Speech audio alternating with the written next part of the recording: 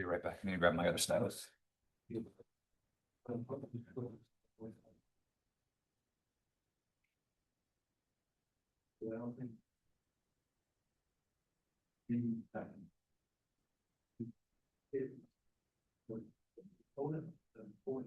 Small.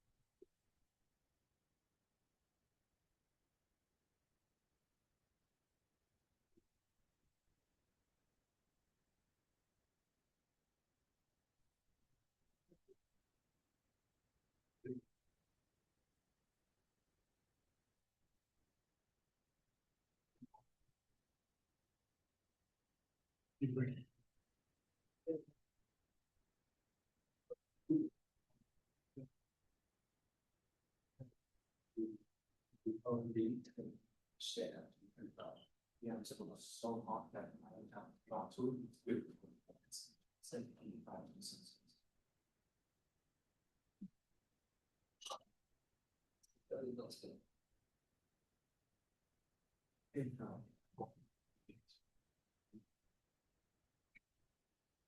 Yeah, so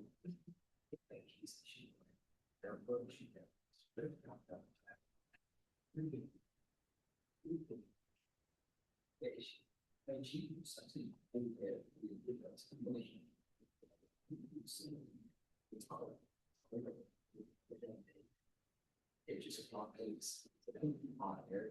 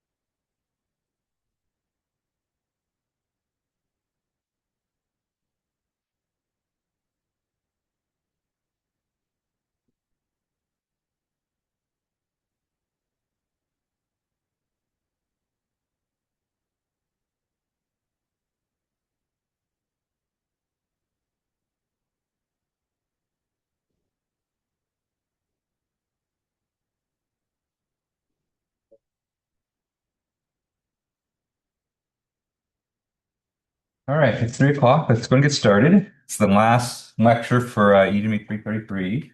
How's everyone doing today? Good, good. All right. So a little bit of a different setting today. So there was a double booking for our original room. Hopefully everyone got. Hopefully no one's sitting in there waiting for me to arrive. Hopefully everyone got the email or talked to Dr. James while they're there. So we're in here for today. This is CS 309. It's just the lab that's just right across. Um, my understanding is that tomorrow we'll be back in our usual room for the final exam. But for today we're just in here.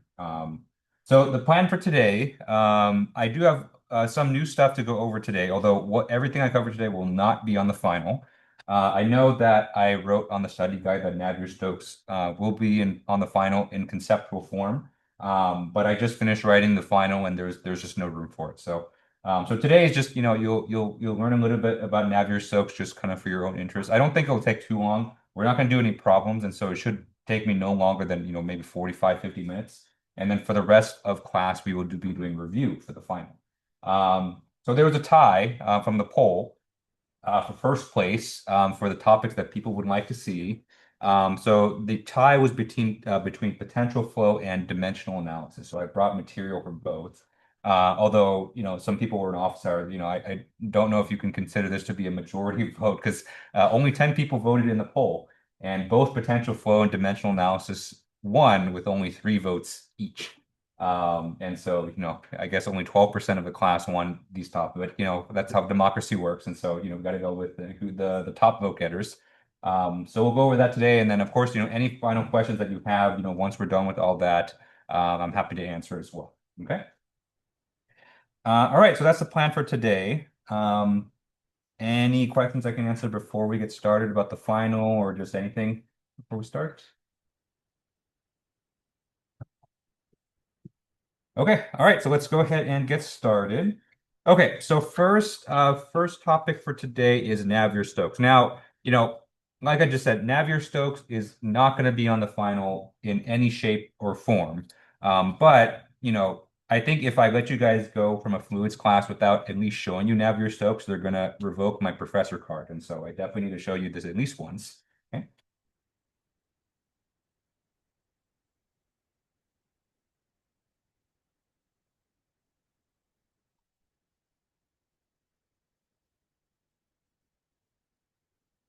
Because the Navier-Stokes equations are kind of, the equations for fluids. And so, for a subject or, for a field of study as diverse and as rich as fluid mechanics, it's actually quite interesting that we have something about as close to a master equation as you can get, right? And that's what the Navier-Stokes equations are.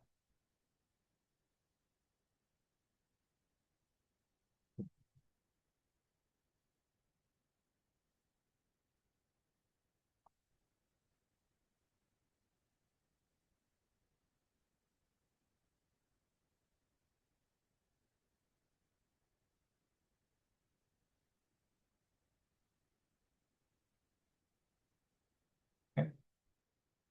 So I would say, maybe about 85% of this entire class we could solve with Navier-Stokes, at least in some way, shape, or form. The only subject or only part of the class that we can't do with Navier-Stokes is the fluid statics part, which is still fluid. So that was kind of the first topic. But everything else, as long as the fluid is moving, we can analyze it with Navier-Stokes. And in fact, for most practical work that's done in fluid mechanics, basically you're just solving the Navier-Stokes equation. It's just that you're solving it computationally instead of by hand. Okay. So then that kind of begs the question, why don't we solve the Navier-Stokes, or why are we saving this until the very end if they're so important and if they're used in almost every analysis, right? Um, the reason for that is because the Navier-Stokes are literally impossible to solve in a general way.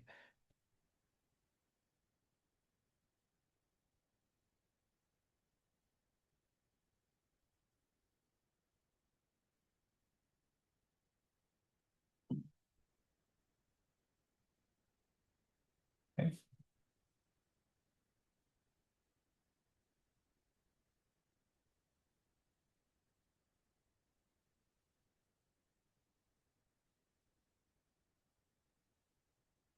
And let me qualify that. And so when I say it's impossible to solve, it's in a general sense, right? So to solve for it in a general closed form solution to Navier-Stokes, it is to this, at least to our knowledge right now in the world, is impossible. Okay. In fact, there is a scientific institute out there where they have, I haven't checked recently, but when I was in college, there were six impossible problems, and if you were able to solve one of those problems, then you would get $1 million. Now, $1 million 15 years ago is very different than $1 million today. Now, it is still a lot of money, but I think for as much of a academic and scientific breakthrough as solving Navier-Stokes, $1 million does not really quite seem worth it. Right? And it's really not all that complex to kind of understand why, because once you see the Navier-Stokes, it combines a lot of mathematical difficulties all into one, right? And so on the one hand, just already step one is already going to be impossible if you don't have graduate level math, is that it's a partial differential equation.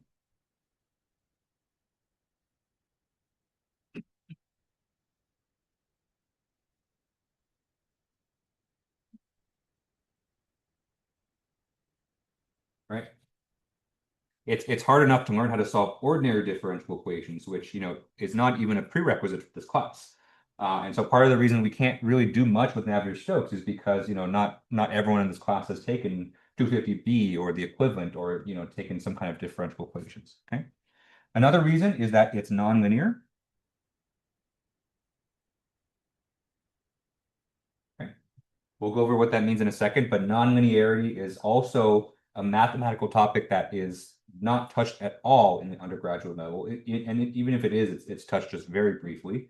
So nonlinear equations, very, very difficult to solve. And the third factor I would say is not that big a deal, just because there are methods to deal with this, but it is also a multi-dimensional equation. So you have to solve for three components of velocity as well as pressure.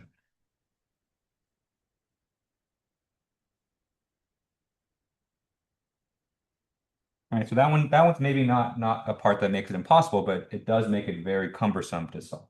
Okay. Okay.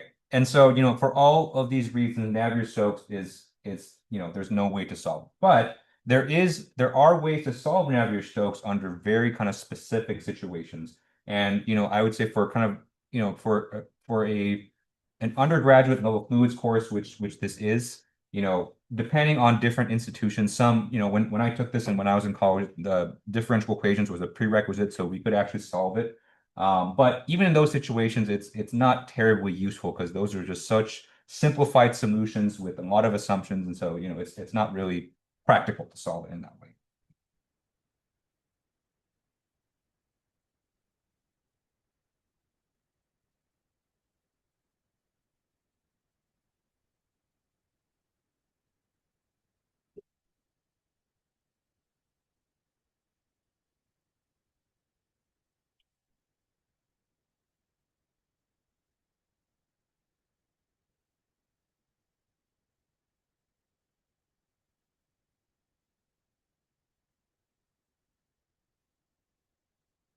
It's a fun exercise to do, right? And if we had more time, I think this is definitely something that we would go over just because I think what you obtain from the Navier-Stokes in those situations is something that, we're not able to kind of get in other situations. But in the grand scheme of things, you're not really using these simple solutions to Navier-Stokes in your everyday work, right? It's more kind of a building block on which you can build further knowledge on if you did want to pursue more fluids knowledge, either in your electives or in grad school.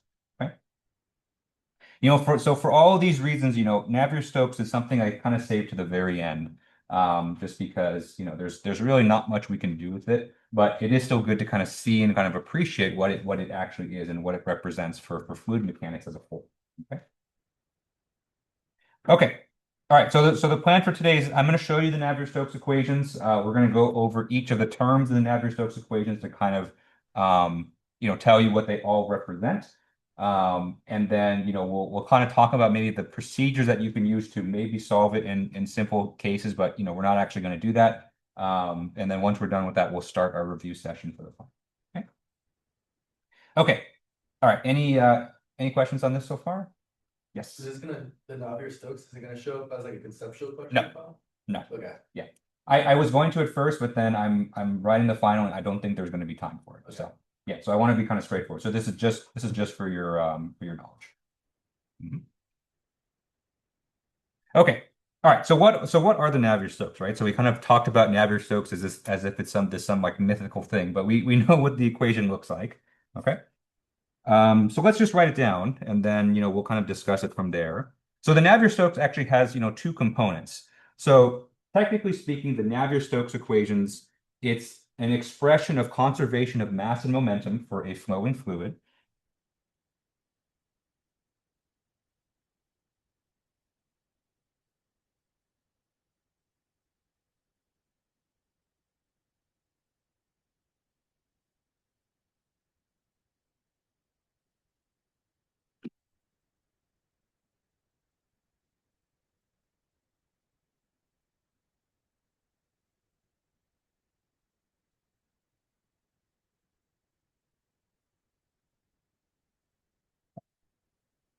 You might be thinking, like, wait a minute, we've done that before. That was all midterm two, right? So we did control volume analysis, but it expresses conservation of mass and momentum in a very different way. Okay, it expresses it as a differential equation.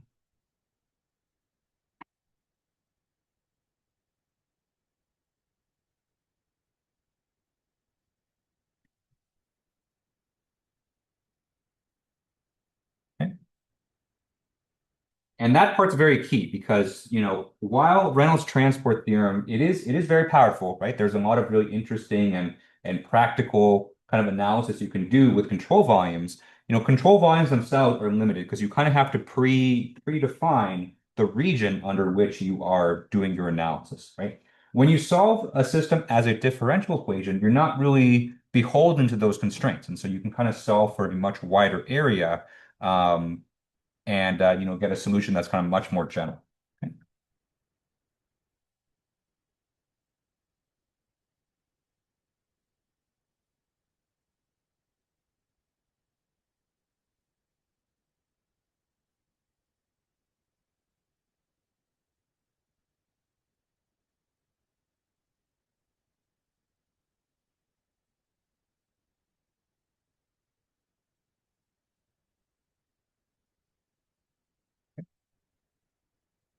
As you start to take more and more of your engineering classes, you'll start to see that probably 90% of what you learn in your engineering classes is just different ways to express the conservation laws, conservation of mass, conservation of momentum, conservation of energy, right? Everything kind of builds off of those ones, and all the equations and concepts are all kind of can tie back to those. Conservation is probably the most important concept that you can learn in applied science and math. Okay? Okay, so let's go ahead and write out the Navier-Stokes. So first, there's the conservation of mass component, okay,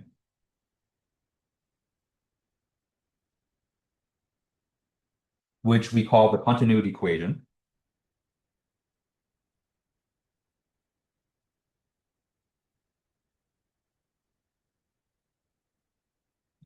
Okay, so this is partial u, partial x, plus partial v, partial y, plus partial w, partial z is equal to 0.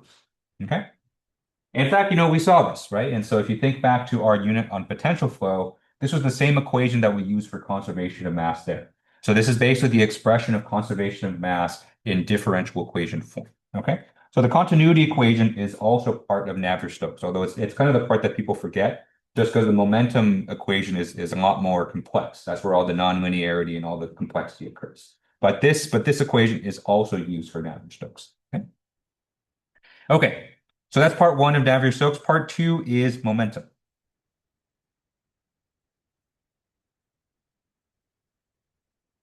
Right. So this is the version of Navier-Stokes, or this is the part of Navier-Stokes that people generally remember. And technically there's three equations because we need three momentum equations, one for momentum in the x direction, one for momentum in the y direction, and one for momentum in the z direction.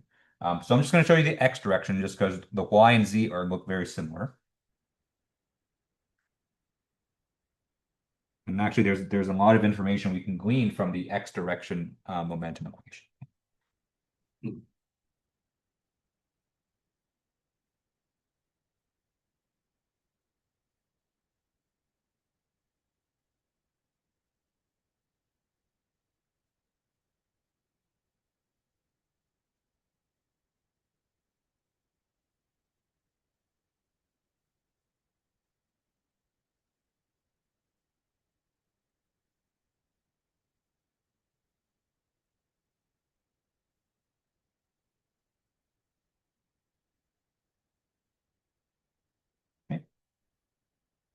So that is the Navier-Stokes equations in 3 dimensions, at least just in the x direction. And then there's also an equivalent equation for the y direction and z directions as well.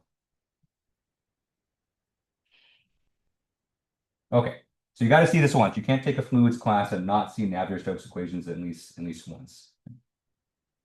Before my wife and I moved in together, my Wi-Fi name was always Navier-Stokes.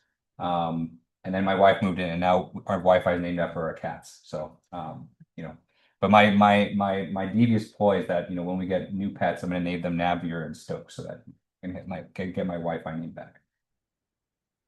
Okay. All right, so you can see, hopefully you can see, I kind of spent the first 5 minutes of the class kind of hiking this equation up. You can see why this equation is very difficult to solve because it's probably up until this point, probably the longest partial differential equation you've seen, maybe the only partial differential equation you've seen. Okay. So, even for a graduate level class, this is not something that I would ask you to solve. But, for an equation like this, it is important to kind of understand what these terms represent because each of the terms here, they do have a physical kind of meaning in terms of what they represent for a fluid. And so we'll go over that. So we'll kind of group each of these terms and talk about what they represent. And then, that way you can kind of see that, even though this is kind of a very long, kind of intimidating equation, every term here kind of has a purpose. Okay. Okay, so the first term that we will discuss is this one right here. Okay. Okay, so that term right there, if you'll notice, this is the only term with a time derivative. Okay. If you think back to our control volume analysis, a time derivative usually means one very specific thing, which is unsteadiness. Okay. So that's why this term right here, number one, we call this the unsteady term.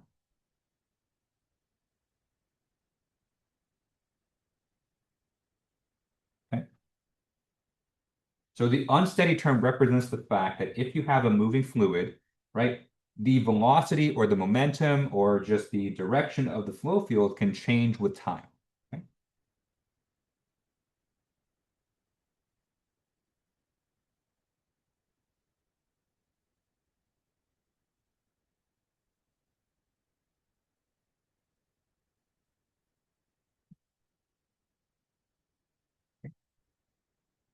So, in any kind of applied math, whenever you have any phenomenon that can change with time, right, and you're going to represent that mathematically in a differential equation, you have to have a time derivative, right? And that's true whether you have a pure differential form like this, or if you're using an integral formulation like Reynolds transport theorem, okay? That's what a time derivative represents. And you want to always kind of make that distinction between a time derivative and a spatial derivative, which is a derivative with respect to x coordinates. Okay. Speaking of spatial derivatives, we have three of them all next to each other. Okay. So these three terms here, they can actually all be grouped into one. Okay. So we'll call this group two. Okay. So this group here we'll call the convection terms.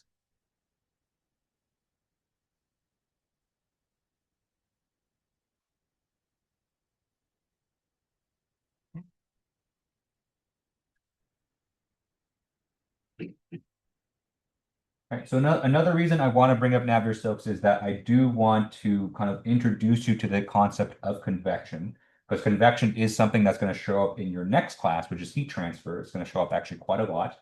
So convection is represents the fact that when you have a moving fluid, things can get transported along with the fluid, right? So things can flow with the fluid itself. Okay.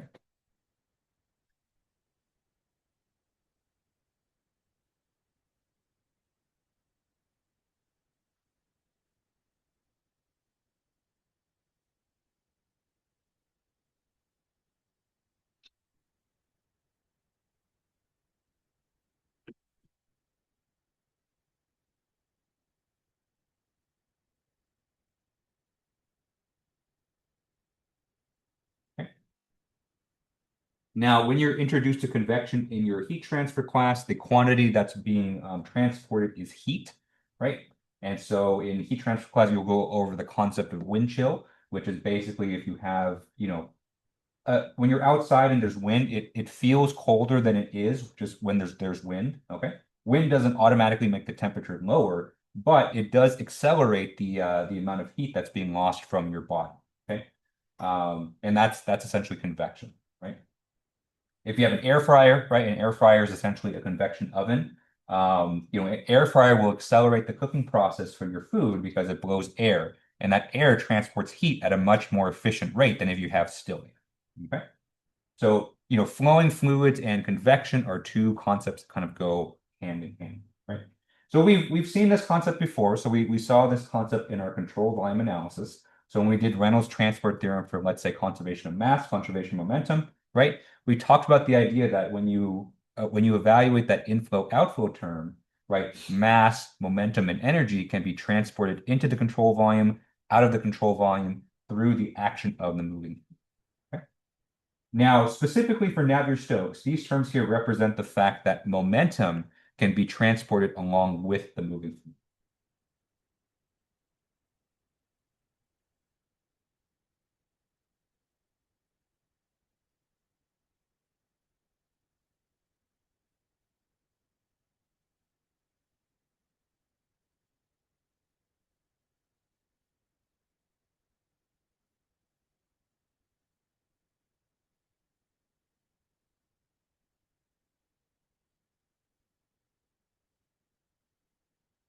Okay? Right. So again, think back to our Reynolds transport control volume analysis, right? When we did conservation momentum with Reynolds transport theorem, we had that product of velocities, right? We had the product of the momentum velocity and the carrying velocity, right? And so this represents kind of the same thing, but in differential equation form. Okay. Now, one thing I did mention at the beginning was that the Navier-Stokes equation was nonlinear, okay? And all the nonlinearity is actually captured in this convection term here.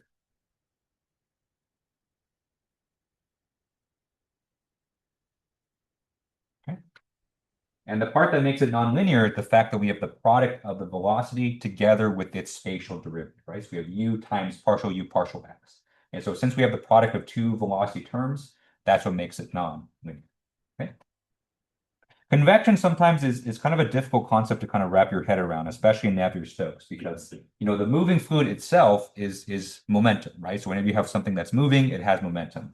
And so, what we're saying with this term here is that the fluid can transport its own momentum with the fact that it's a moving fluid which has momentum. And so, you kind of get into a little bit of circular reasoning with that, but that's kind of how it works, right? You have a moving fluid, it kind of transports its own momentum with it, right? And so that can also be transported to other things as well.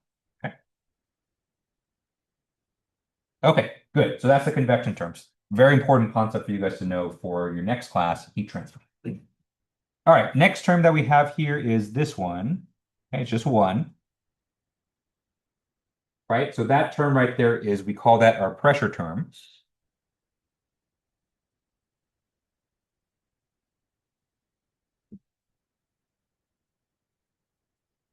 Okay. It's the only term in our Navier-Stokes equation that has our capital P for pressure. Okay.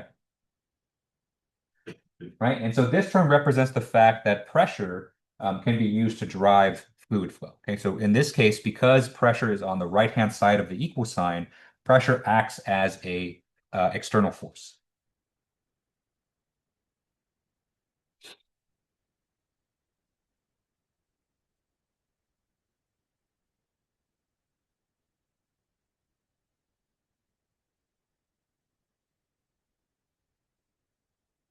Okay? Specifically, the pressure there is represented as a derivative term, a spatial derivative. And so what that's saying is that pressure gradients, which are differences in pressure, can drive fluid flow.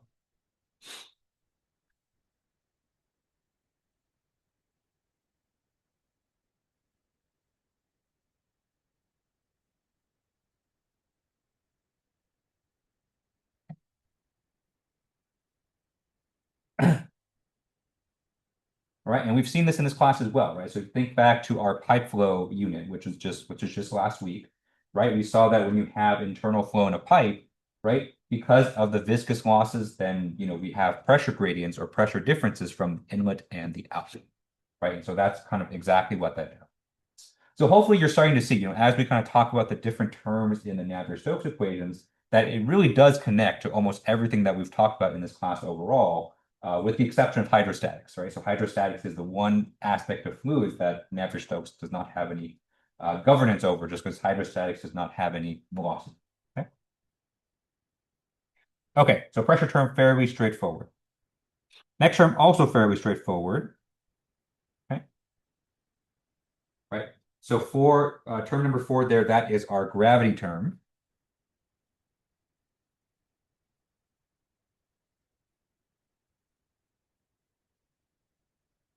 Okay. So gravity acts very similarly to the pressure gradient. Gravity can also be a driving force that can force flow to move from one part to another.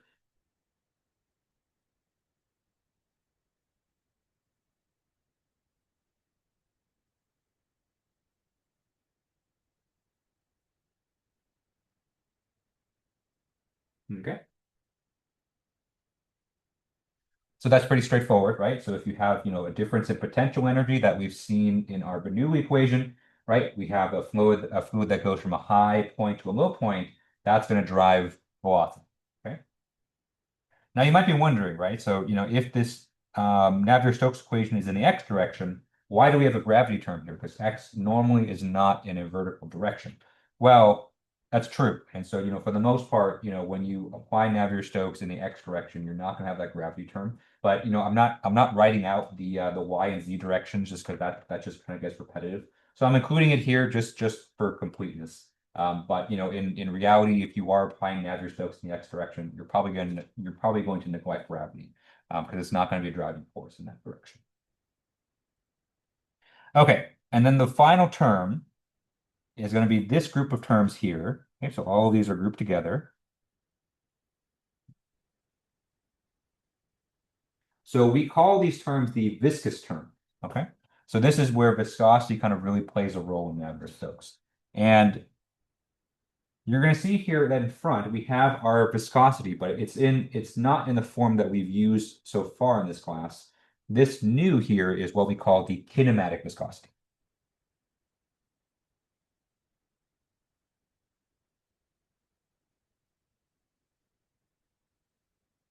Okay.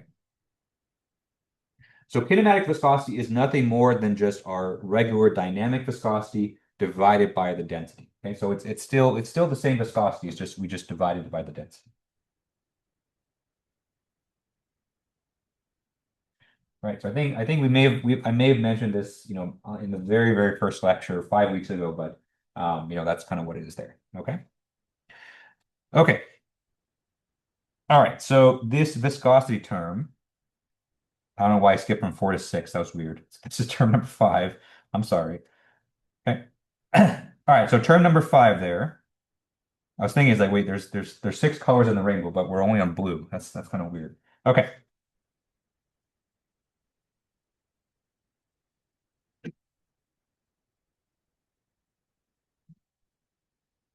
All right, so the viscous terms are actually interesting. So viscosity is not what I would consider to be an external force, right? And so it's a little bit out of place when you put it next to the pressure term or the gravity term.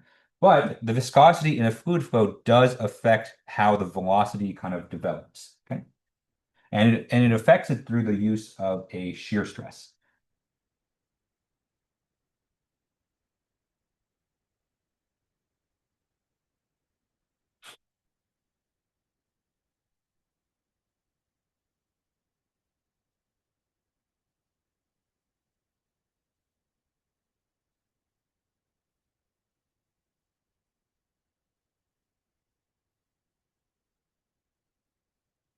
Okay.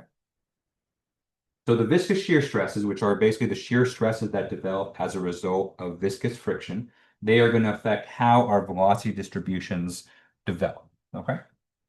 And so I would say the easiest way to kind of think about it is when you have one kind of sheet of fluid trying to kind of flow past another one, there is, viscous friction forces that kind of affect how quickly that can happen. Okay. And so we saw this yesterday. So we actually saw this when we were talking about external flow, right? And remember we talked about the concept of a boundary layer where the velocity has to vary smoothly from no slip at the surface to a free stream velocity, right? The reason we have that boundary layer is because of these viscous terms. Okay. Okay. So there we go. So let me zoom out so that you can kind of see everything here. So this is our Navier-Stokes equations, and that's what each of the groups of terms there represent. Okay. All right. Any questions on this so far? Okay. Good. All right. So where is Navier-Stokes useful, right? And so, we have this kind of very grand equation here. There's a lot that there's obviously a lot of terms going on. Where would we want to solve this as opposed to other cases? Right?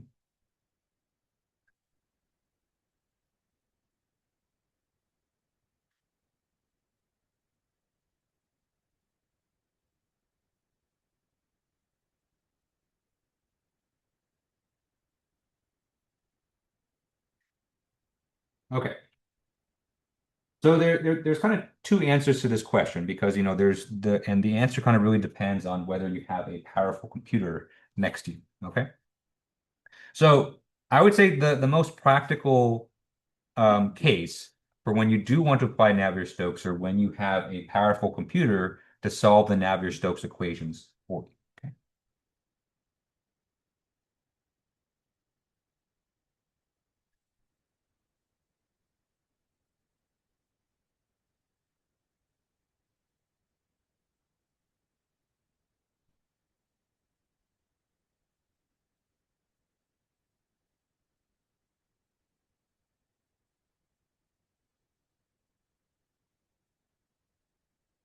Right. And so if some of you are involved with some of our student projects, you may have heard of the term CFD before.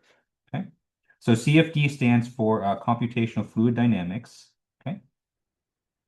So CFD is the main way that, in a practical sense, that we solve the Navier-Stokes. And so there are numerical methods, even though we can't really solve the Navier-Stokes equations by hand, unless we're in very specific situations. There are ways for us to have a computer solve them, right?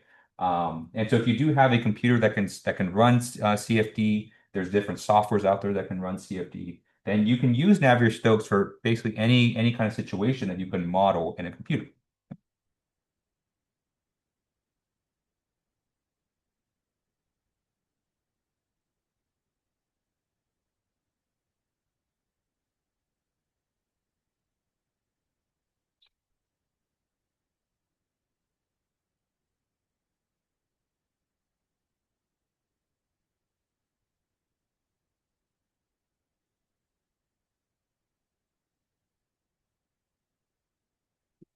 Okay.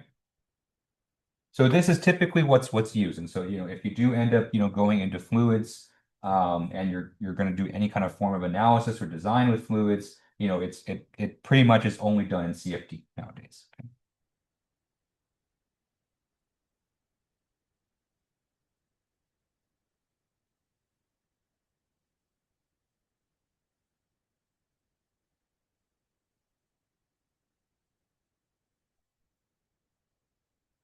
Okay. Because even though pencil and paper stuff, everything that we've been doing in this class is useful, and you need to know it, right? So just because CFD exists doesn't mean that you don't need to know the theory. You do need to understand the theory and concept behind it. But to do anything really practical, we can't really do calculations with pencil and paper, so we have to use kind of CFD. And a little bit of a shameless plug. So, if you are interested in learning more about CFD, I do teach a CFD class here. That's EGME 436. And so when you're a senior and you want to take, you're looking at electives, 436 could be an elective that you take to learn more about CFD. Okay, so CFD is very powerful too. And as computing gets more and more powerful, right? So kind of almost every year it feels like we get more and more powerful computer chips. Now, whether you can get the hands on them on them nowadays is a different story. But as computers get more and more powerful, computational methods like CFD just gain more and more value. Okay. And it's actually interesting. So you would think that, with very powerful computers nowadays that we can do very complex analysis very quickly, but there are various types of analysis that even on a supercomputer, with thousands and thousands of computers working in parallel, some analyses actually take a very, very long time. So there's a branch of fluid mechanics, centered around turbulence, right? So turbulence is something we've been talking about the last couple lectures, where I've seen people run a CFD simulation of a very turbulent flow that takes literally 3 weeks on a supercomputer, running thousands and thousands of processors at the same time. They take up, probably about 60% of the entire machine just for that one simulation. So on the one hand, that's fascinating, right? And then it's interesting that there are problems out there that are complex enough to kind of, occupy a supercomputer for that long. On the other hand, if you're trying to use a supercomputer for your own work, it's very annoying because you can't use it because the friggin' turbulence people are using it for, 3 weeks at a time. So yeah, it's yeah, a little bit of deeply suppressed, negative feelings came out there a little bit. Okay. But if you're not using CFD, Navier-Stokes is still useful. Okay. So like I said before, there are very specific kind of simple situations where you can solve Navier-Stokes, and those usually involve very viscous dominated flows in relatively small spaces.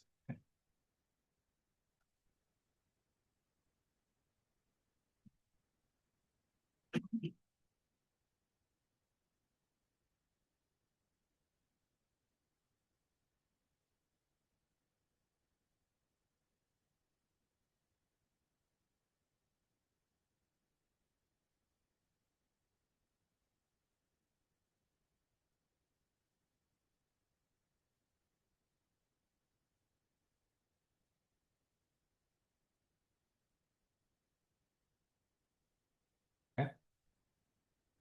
So the key words here are viscous dominated. Okay. And so believe it or not, we actually have a way to determine whether a flow is viscous dominated. Okay. And the other key here is in small spaces because once you kind of start to get into very large kind of open flows, you can still use Navier-Stokes. It's just that there's a lot of usually turbulence that occurs in those situations, so Navier-Stokes kind of breaks down. Okay. Okay, so let's go over viscous dominated first. So viscous dominated, right? The way that we can determine if a flow is viscous dominated is by computing the Reynolds number.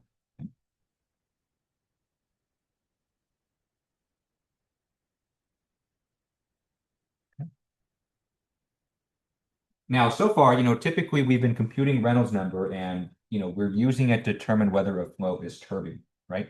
So turbulent flow, right? Turbulent flow occurs when your Reynolds number is very high.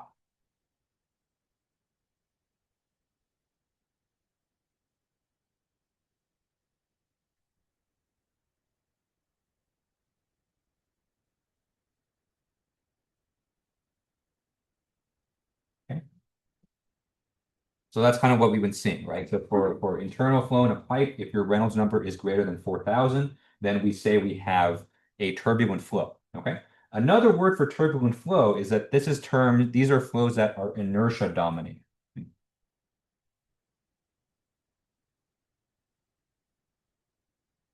Okay? So all of the momentum, all of the inertia in the flow is kind of dominating over all other effects, hence our Reynolds number is so high. And that's what causes turbulence, right? Because if you recall, right, so this is the first time this is the first time I'm talking about Navier-Stokes at the end, but it's kind of nice because I can kind of refer to all the other parts in the class that we talked about. Okay, so if you think back to our unit on dimensional analysis, right, we talked very briefly about what Reynolds number represents. Reynolds number is a non-dimensional number that is a ratio, right? So the Reynolds number is a ratio of the inertia forces in a fluid as well as or it's a ratio on top of the viscous forces. Okay. Right. And so because we have these ratio of these two things that are dimensionally the same, that means that gives us a non-dimensional number. Okay. So for a very high Reynolds number, right? High Reynolds number means that our flow is dominated by inertia. It's dominated by momentum. Okay. The opposite of that is if our Reynolds number is very low.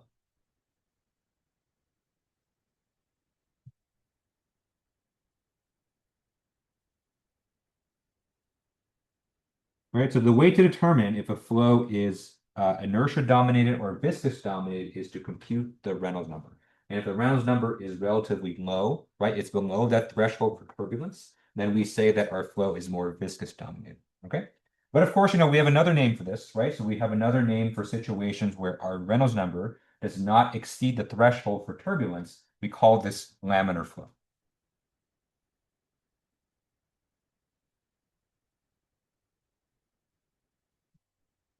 Okay. And so if your flow is laminar, you have a much better chance of being able to analyze it with Navier-Stokes. Okay.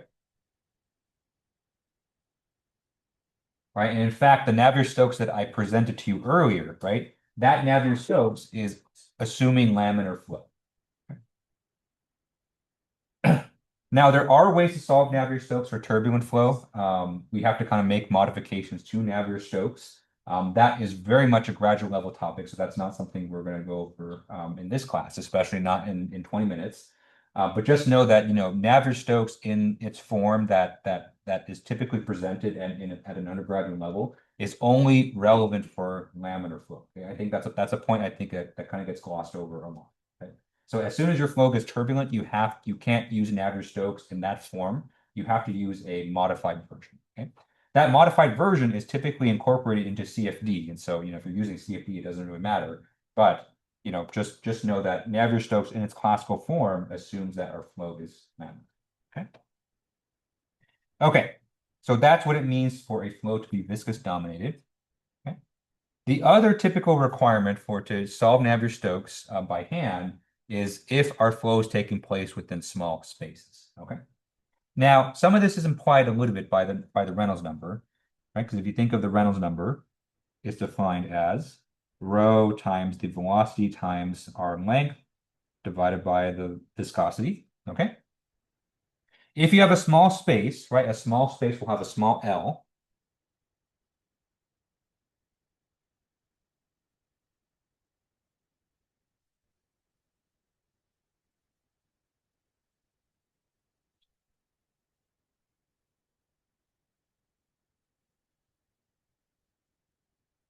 Right? And so just naturally, if you have a smaller space, that's going to make your Reynolds number smaller, right? So that's part of the reason. The other reason that Navier-Stokes we can solve them in smaller spaces better is that it's easier to kind of determine the boundary conditions to apply. Okay.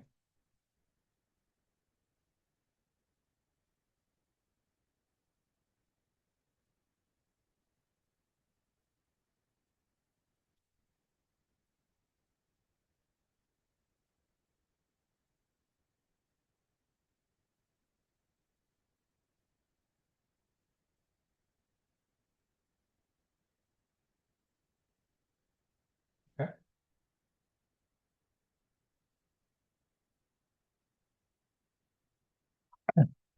All right, so all that is to say, right, there's one, I would say, very classical kind of solution to Navier-Stokes that again, we're not going to go over the details of it, but it is good to know, which is pipe flow, right? So pipe flow actually satisfies both of these criteria. So flow in a pipe is a very much a viscous dominated flow, right? And so for the most part, in most pipe flow, unless you have a ton of flow rate coming in, you have a relatively low Reynolds number for pipe flow. And a pipe is a relatively small space.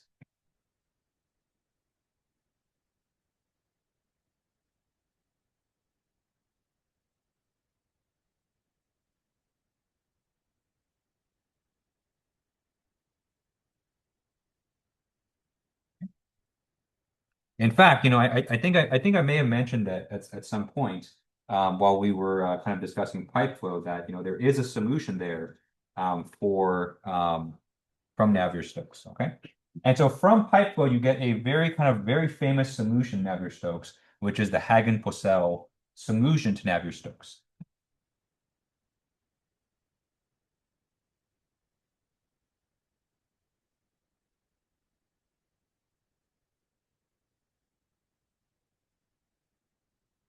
I always spelled Poiseuille wrong.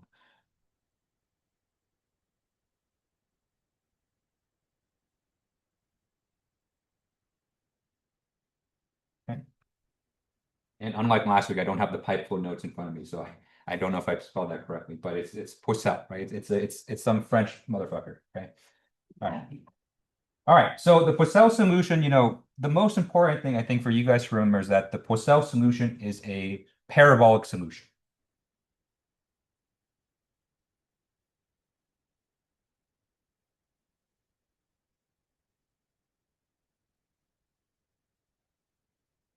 Okay. And the key here being parabolic, which is to say that if you were to solve Navier-Stokes in that confined space, right, within a pipe, then your velocity profile looks like a parabola. Okay. And so if we were to draw a pipe just like this, okay, so of course, we're kind of looking at the pipe's cross section, right? So the flow is coming in from the pipe here, it's going out there. Okay.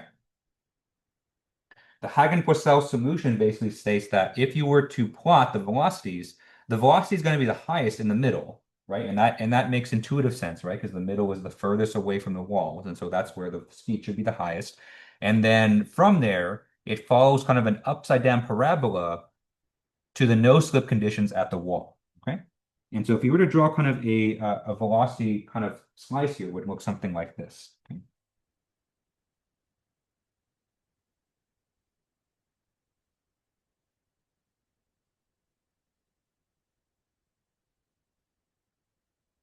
Okay. So you can see I did my best there to draw kind of a parabola, right? So you have your maximum velocity in the middle.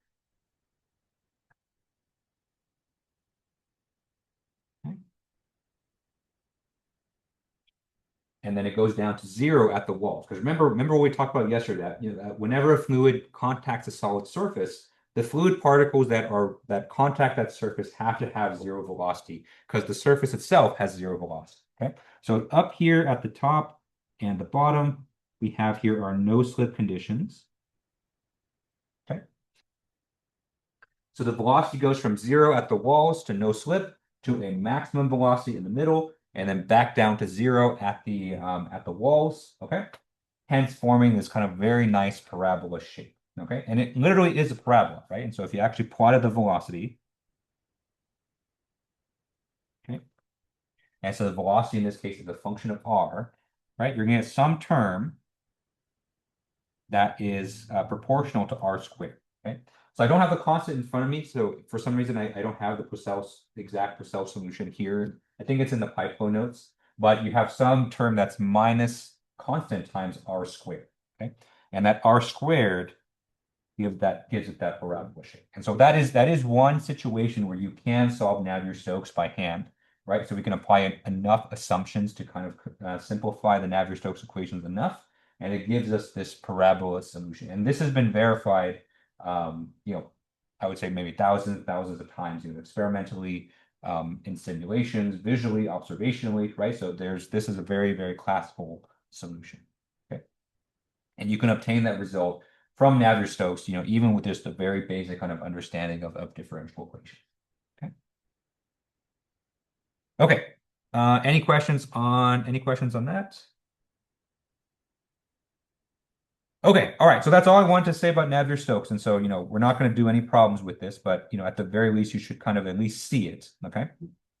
Right. So don't leave this class to say that Dr. Tran didn't show you Navier-Stokes, right? They literally would revoke my professor card. Okay. All right, so let's take a little break. So let's come back at 4 o'clock, and then we'll start our review session with um, let's start with potential flow. So we'll do potential flow for about an hour, and then we'll do dimensional analysis for an hour after that. Okay.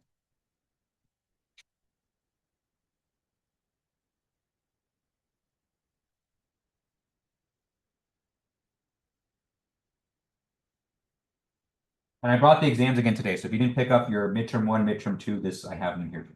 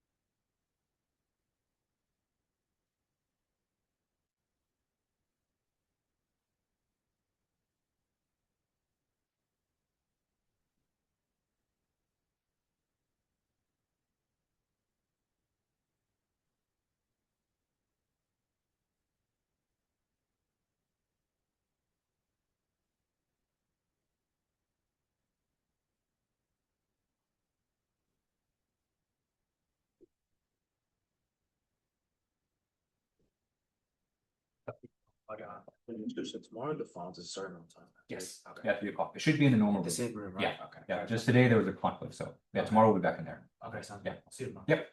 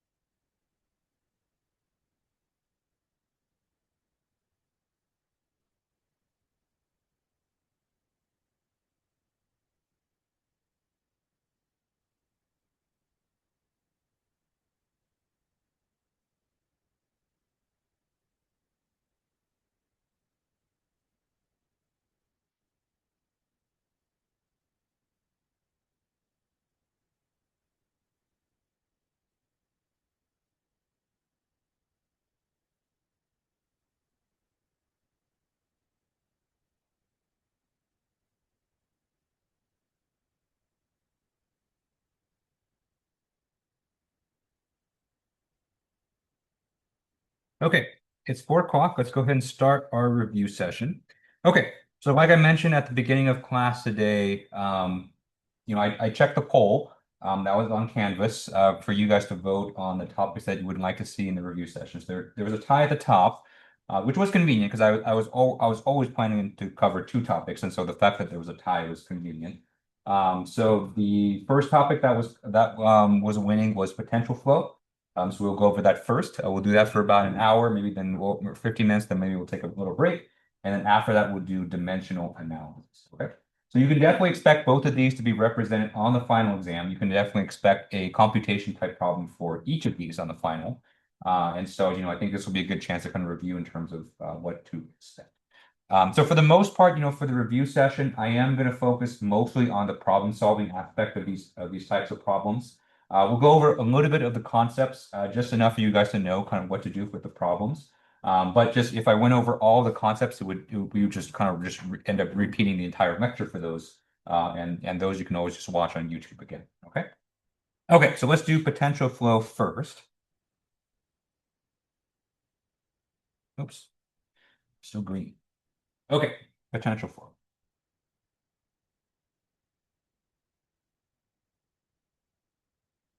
All right, so potential flow, we kind of covered it at a little bit of an awkward time because this was the first topic that we went over right after control volumes. And so I think this was during a time when you guys were working on homework 3, maybe working on studying for midterm 2. And so, it kind of understand, but this one kind of gets lost in the wash. Okay. Now, what is the purpose of potential flow? So potential flow, you can kind of think of it, and the fact that we're discussing this right after Navier-Stokes is actually very fitting because the goal with potential flow is that we have basically two goals. Okay.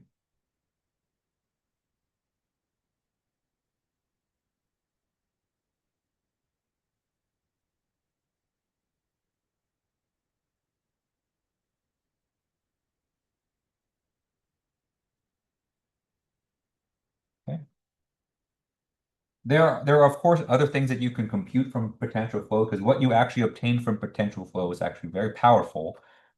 It's actually the same output as Navier-Stokes. It's just that the conditions for potential flow are a little bit more limiting. Okay, and so on the first goal is the velocity field.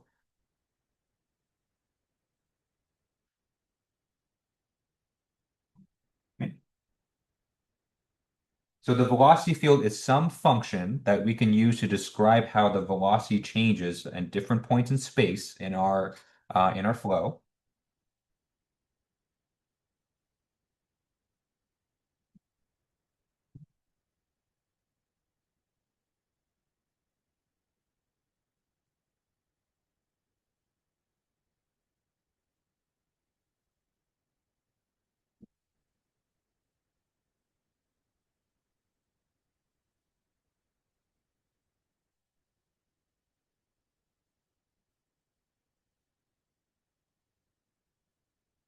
Okay. So that's the first goal, right? And the velocity field is a very powerful thing, right? And so, if you think back to Navier-Stokes, right? So you just look up a little bit there, right? Navier-Stokes gives you the same thing, right? So potential flow, the first expected output or the first goal for potential flow is to get basically the same thing. Okay. The second thing that we expect from potential flow is the pressure field.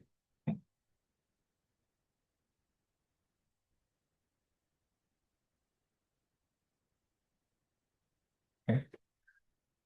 So the pressure field is a function that describes how the pressure varies how the pressure changes at different locations within your flow.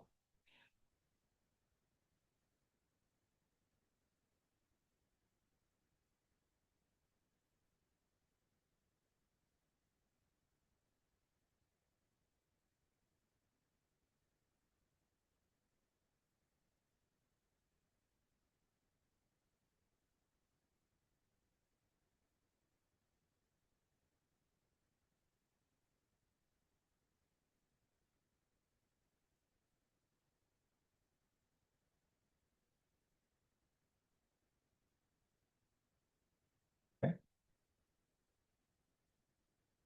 So in that sense, potential flow is kind of a strange topic when you compare it to, some of the other topics that we have in this class. So you're never going to get just a number from potential flow, right? So you're not going to solve for like the velocity at a specific point. You're not going to solve for a force or a velocity or a flow rate, right? So a lot of our other problems that we've covered in this class, especially if you think back to our control volume problems, we solve for a very specific quantity. In potential flow, we're not looking for a specific quantity. We're looking for a general function that tells us how things like velocity and pressure kind of vary at different locations within our flow. Okay. So that's kind of what we aim to achieve. Okay. which again, both of these you can obtain from Navier-Stokes if you are able to solve it. But potential flow has one very specific, very limiting kind of constraint, is that potential flow only works when we can ignore viscosity.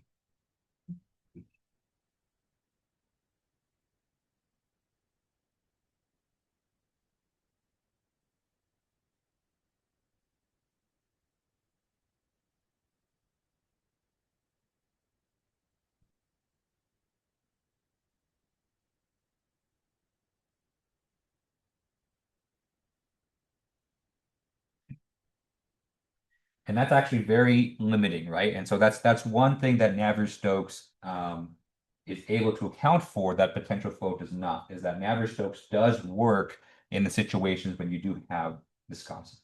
Okay. Okay. So with that said, potential flow still is very valuable because there actually are a lot of very practical situations where you can ignore viscosity. Okay. In fact, if we kind of scroll up just a little bit here, right?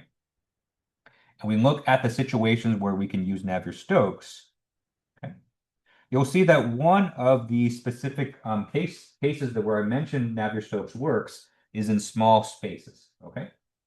Now, part of the reason that's the case, and I didn't want to mention this because I knew we were going to get to potential flow again, is that, when you are close to a solid surface, that's usually where viscous effects tend to play a big role.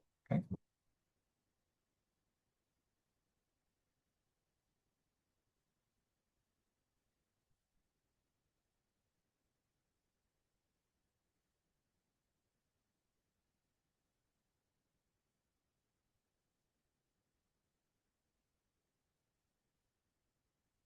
Okay. So when you have a flow that's very near a solid surface, that's usually the region, or that's the case where viscous effects tend to dominate. Far away from a solid surface, most of the time the flow is actually pretty much inviscid, right? And so in those cases, viscosity doesn't really play that much of an impact.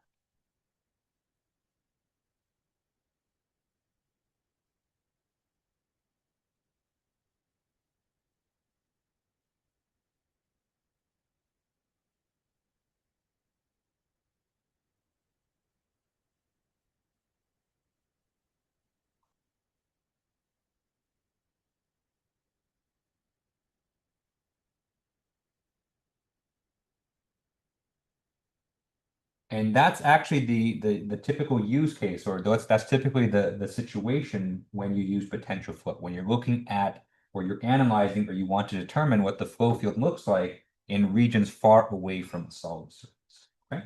In fact, we actually saw this yesterday as well, right? And so, when we talked about flow over an external flow over an object, right?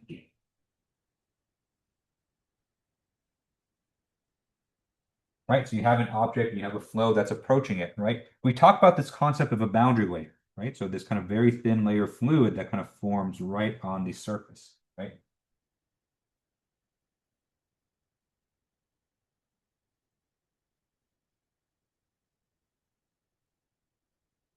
Right? That boundary layer is actually the region in this flow where the viscous effects are much more prevalent, okay? Outside of the boundary layer, we essentially have inviscid flow because the flow is nowhere near a solid surface. Okay?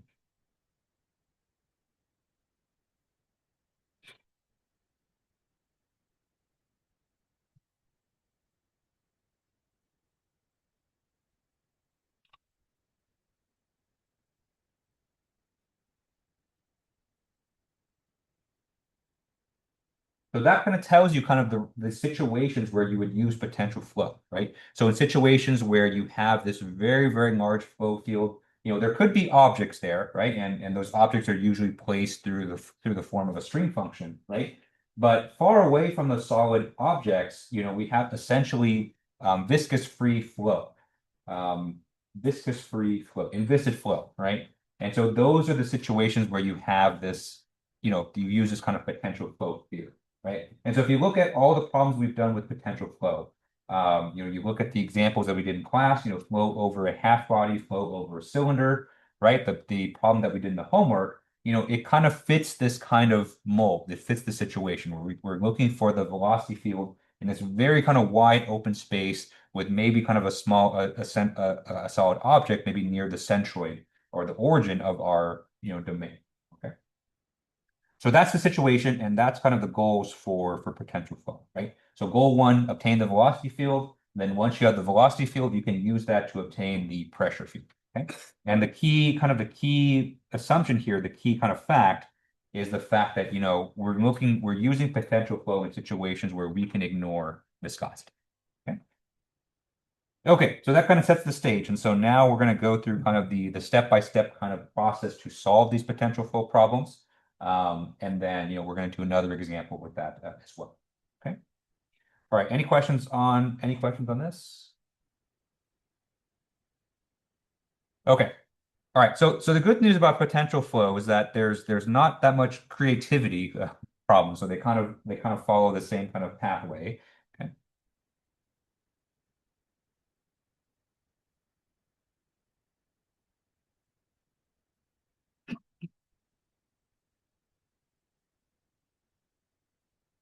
Okay.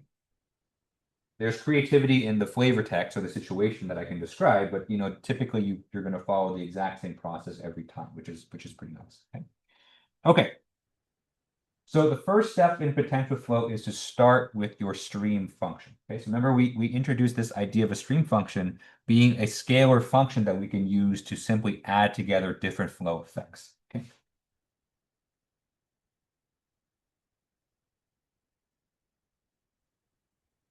Okay.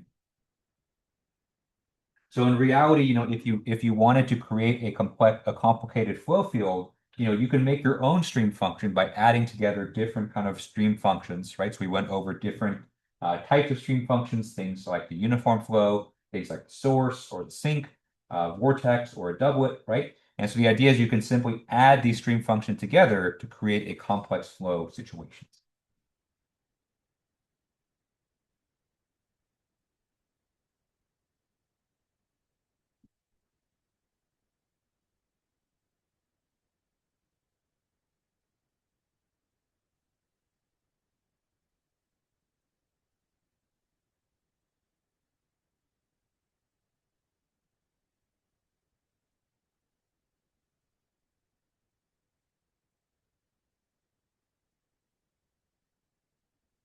Okay. Remember, that was kind of one of the nice things about our stream function is that it does have the superposition property, where you can just, take stream function for uniform flow, stream function for source, combine them together just by adding them, right? Now you have a very complex kind of flow situation, okay? Now that's what you would do in practice, but, for the exam, just so that everyone kind of gets the same answer, it's a little bit easier for me to grade, I will give you the stream function. So this is not something that you have to determine on your own. So feel free if you want to put on your cheat sheet the different types of stream functions and kind of what they represent. So remember, we went over 4 of them: this uniform flow, the source / sink, the vortex, and the doublet. So feel free to include that in your cheat sheet if you want to. But I will tell you just for consistency and just kind of also just for time purposes, I will give you the stream function will be given to you, right? So step 1 will be kind of done for you already. Okay. Just like in the homework, right? So if you actually look at the homework problem with regards to potential flow, I gave you the stream function that you can use to work on. Okay. Okay. After you get the stream function, the next step is to obtain the velocity field, or I would say velocity components, by taking derivatives.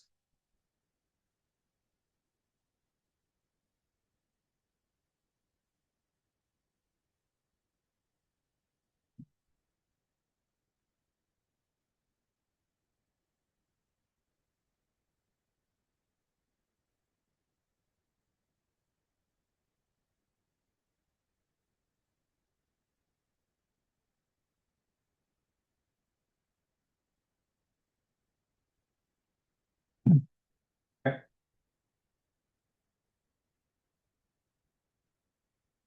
All right, so this is kind of the main reason we use stream functions, that you can just take derivatives. You're taking derivatives in different variables, right? So a stream function in general will be a multivariable function, and so if you take derivatives in the different variables, that'll give you the different velocity components. Okay.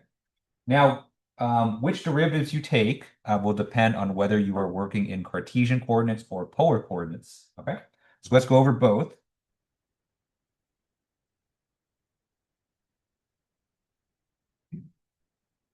So under Cartesian coordinates, we have two velocity components. We have u, which is the velocity in the x direction, right? So u is equal to, you're going to take your stream function and take the partial derivative of it with respect to y. Okay, so u is equal to partial psi, partial y. Okay. And then v, which is the velocity component in the y direction. This you obtain by taking the negative of partial psi, partial x. Okay. So it's a little bit of a flip-flop, right? So to get the derivative or to get the velocity in the x direction, you take the derivative of the stream function in the y direction. To get the velocity component in the y direction, you take the stream function derivative in the x direction, and you add a negative. Okay, that's just to make sure that conservation of mass is satisfied. Okay. Okay, that is the velocity components in Cartesian coordinates. In polar coordinates, they are the following. Okay. All right, so in polar coordinates, our variables change. Instead of x and y, we have r and theta. So we have velocity in the r direction, that is our radial velocity. Okay, so ur is equal to 1 divided by r, partial psi, partial theta. Okay. And then u theta, which is the polar velocity, is minus partial psi,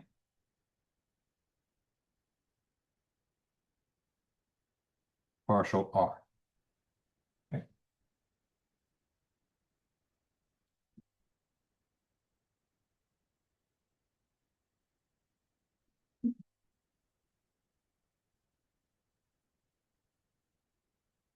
Okay.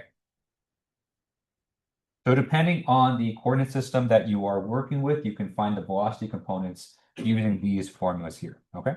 I will say that for the majority of cases, if you're working with kind of a real potential flow, a real stream function, that usually involves some kind of source of some doublet. Most of the times you're going to be working into the polar coordinates. Okay.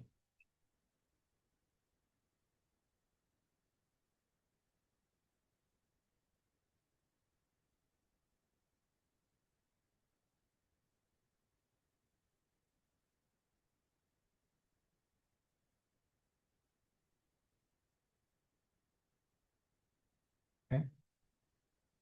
So if your stream function is kind of already in polar coordinates, it's usually a better idea to kind of stick in those in polar coordinates. Okay. It's much harder to take a polar function and convert it to Cartesian than it is to take a Cartesian function and convert it to polar. Okay. So most of the time, I would say you're going to be working under polar coordinates. So just kind of be prepared for that. Okay. Okay. Good. So step 2 is simply just take the derivatives of your stream function, obtain your velocity component. Okay, and then once you have your velocity components, the next step is to obtain the velocity magnitude. Okay, so that's going to give a single function with respect to usually r and theta that tells you the speed of the flow. Okay.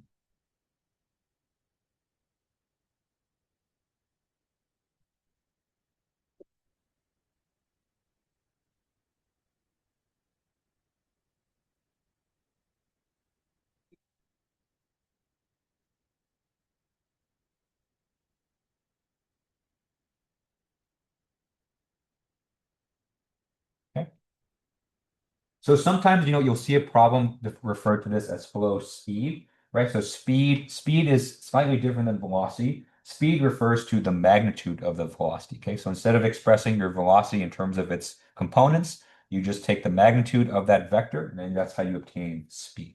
Okay, so this is pretty straightforward. So basically, you have your two components there, u_r, u_theta, right? You're going to square both of them. You're going to add them together and take the square root.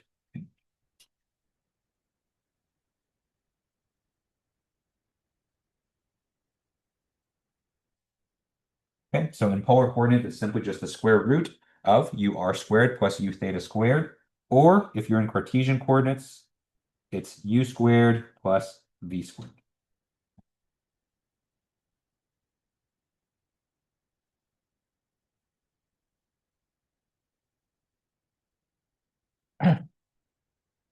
right? So step three, pretty straightforward, right? So you just take your function that you obtained and just kind of plug it into that square root formula there. Okay. All right, and then finally, after you have your velocity magnitudes, the last step is to plug this into Bernoulli, right? Because Bernoulli is going to give us a way to obtain the pressure field.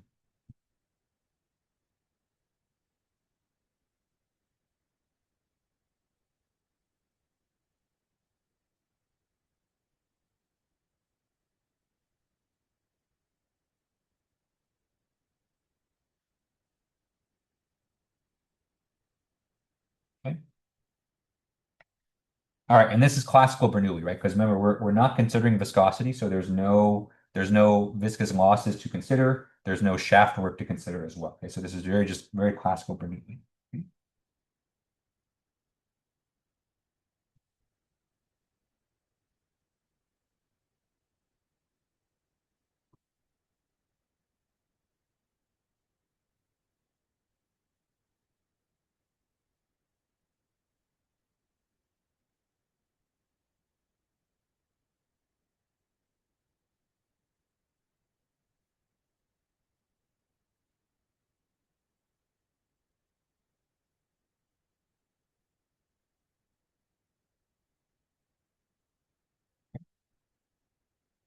Okay.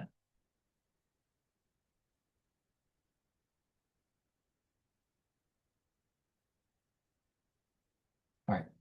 But the way we're going to use Bernoulli is that, remember, to use Bernoulli, we have to evaluate this at two different locations, okay? So the way we're going to use this is that on one side of the equation, we're going to evaluate this at a location that's somewhat near our solid.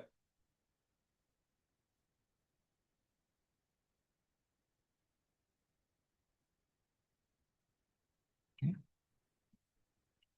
Whereas the other side of Bernoulli, right, typically we evaluate this at some place that's far away, very, very far away from our solid.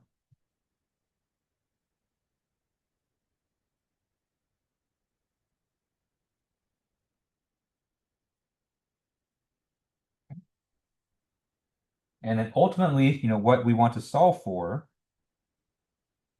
is the pressure at locations kind of near our solid, okay? Right, because typically in these problems, what you're going to be given is that the pressure, maybe very, very pressure and velocity very, very far away are given by, X and Y. And so you plug everything in on the right-hand side. So the right-hand side will be completely given. And then you solve everything for the pressure near the solid, which is the pressure distribution that we design. Okay. Okay, so that is kind of the four-step process. And so we're going to do an example to kind of show this. And then we will go from there. Okay. Okay. Any questions on the potential flow process? Okay. All right. So let's do an example, and then after that example, we'll do a break, and then we'll do dimensional analysis after that. Okay. That was weird. Looks like my pen leaked ink or something like that. Okay. So let's consider a stream function that has a vortex. Okay.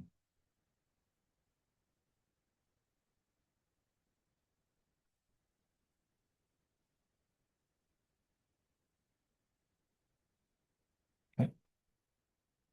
All right, so we have our stream function psi is equal to x squared plus 2y squared plus, let's put a number on this actually. Let's make the circulation, let's make it 5, okay, divided by 2 pi ln of r.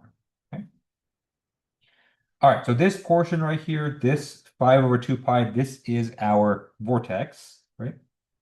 So if you look at our table of our different basic potential flows, that is the stream function for vortex. Okay.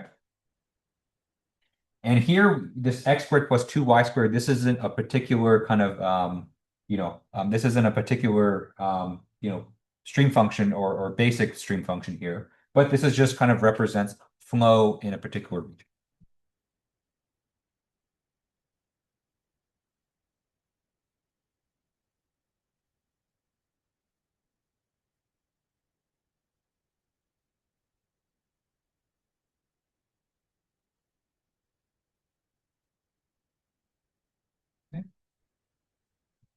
All right, so this problem is going to have two parts. So part one is going to be find the velocity field.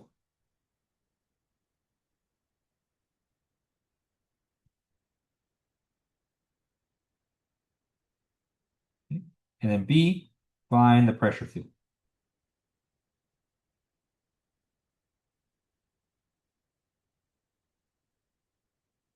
Okay, so we're just going to directly apply the methodology that we just did, 4 steps to obtain the solution for this problem. Okay. Okay, so once we get to part B, I'll give you a bit more information there because we do need the pressure at another location, but for now this is fine right here. Okay, so let's start with the velocity field. Okay. Right, so we're already given the stream function, right? So that's not something that we have to determine. So first thing we're going to do is, well, first of all, we need to decide whether we want to do this in Cartesian and polar coordinates.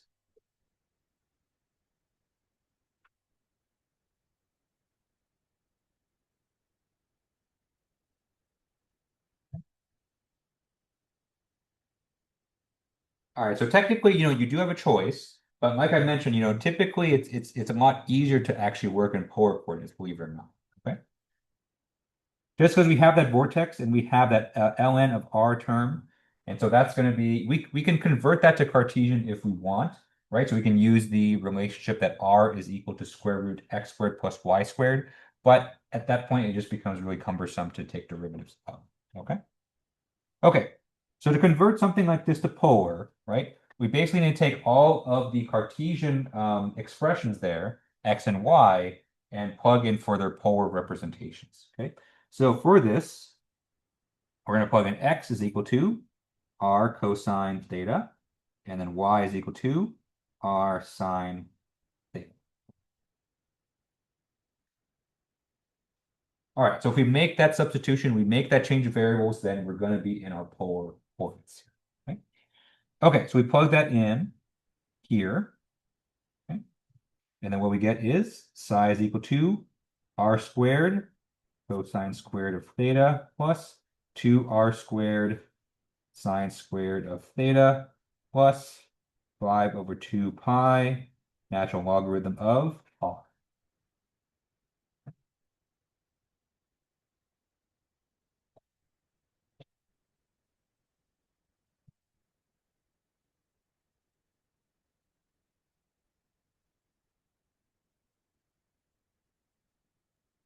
Okay, so this is fine right here. We can definitely work with this, but we can simplify this a little bit, right? It's remember the way we can simplify is we can use our trig identities. Because what do we know, right? We know that one trig identity is that cosine squared of theta plus sine squared of theta is equal to 1. That's always true, no matter what the value of theta actually is. And conveniently, we have just that, right? Now, granted, the second one is 2 sine squared of theta, but we can use one of those to cancel it effectively out. Okay? And so once we make that simplification, we get psi is equal to r squared plus r squared sine squared of theta plus 5 over 2 pi natural logarithm of r. Okay.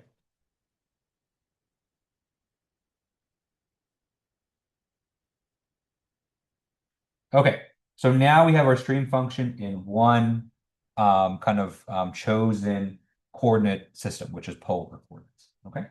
All right, so next thing is we're going to take our derivatives here to get the velocity components.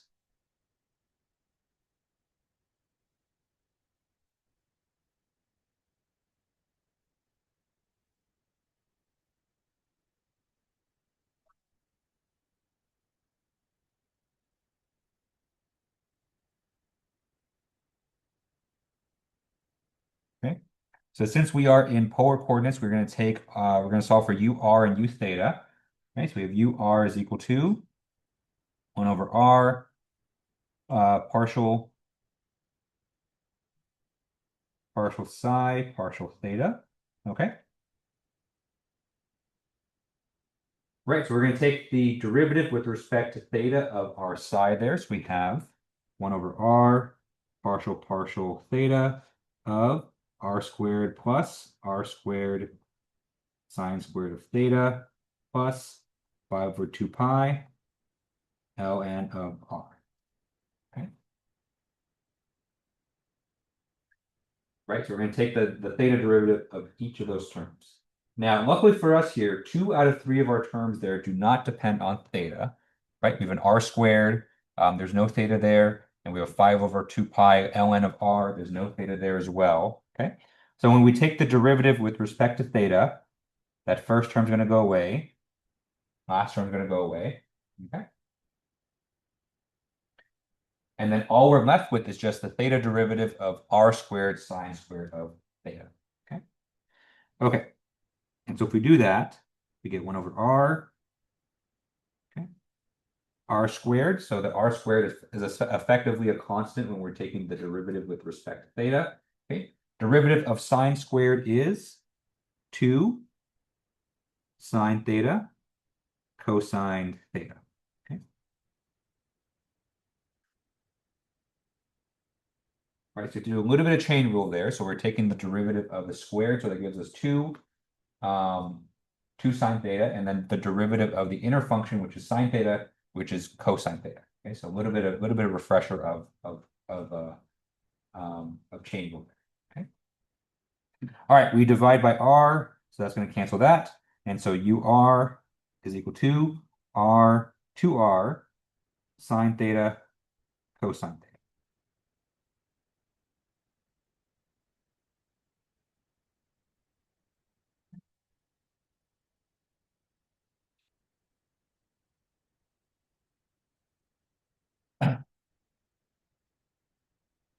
All right. So our velocity in the radial direction is found. Okay. Next step is the velocity in the polar direction. Right. So it's u theta. Right. This is equal to minus partial psi partial r. Okay. So we're going to take our same stream function here and take the derivative with respect to r. Okay. Thankfully, this is a little bit simpler because every term here is a polynomial r plus the natural logarithm. Okay. And then we need the minus sign out in front. Okay. So taking derivative of every term with respect to r. So we have partial r of r squared plus r squared sine squared theta plus 5 over 2 pi natural logarithm of r. Okay. So we're just going to take the r derivative of every single term in that expression, which is pretty straightforward. Okay.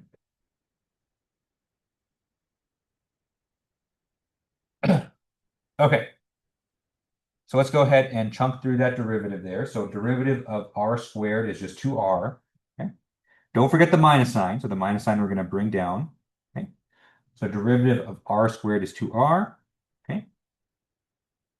Derivative of r squared sine squared of theta with respect to r is 2r sine squared of theta. Okay.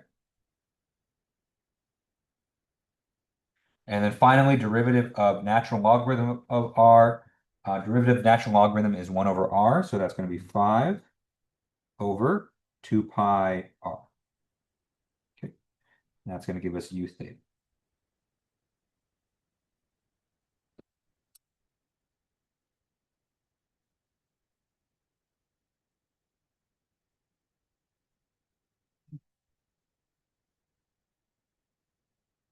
Okay, good.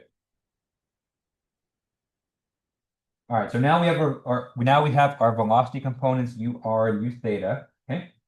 Next step, as long as we're kind of continuing along with the potential flow kind of solution process, is to find the speed.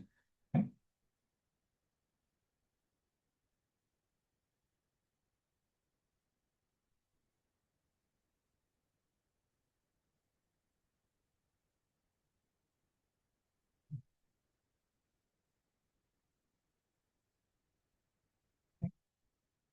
So we're simply just going to take the velocity magnitude. So we're going to take each of these squared and then square root it. Okay.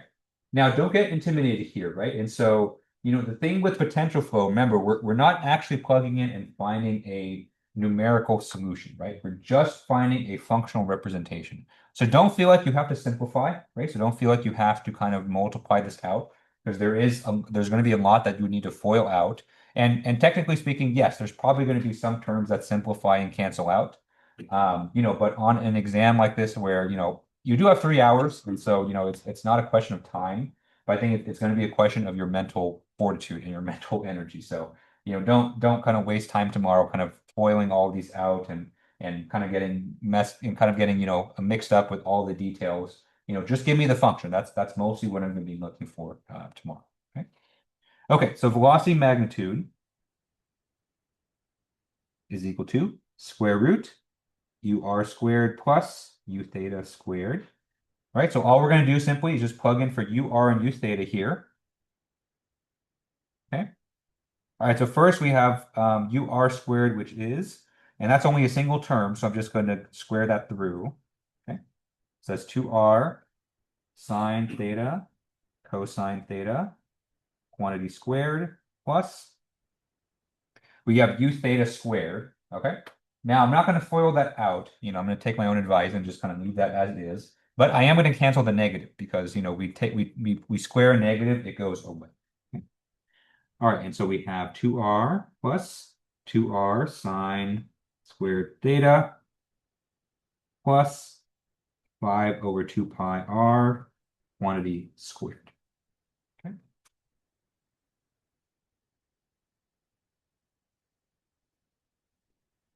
Okay, and so the only thing I would simplify here is I would maybe simplify the first term just because it's simpler to kind of square, right? We do that, we get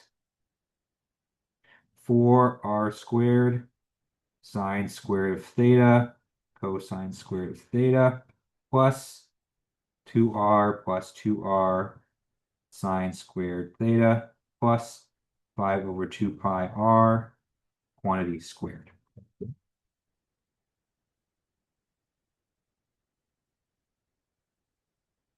Okay.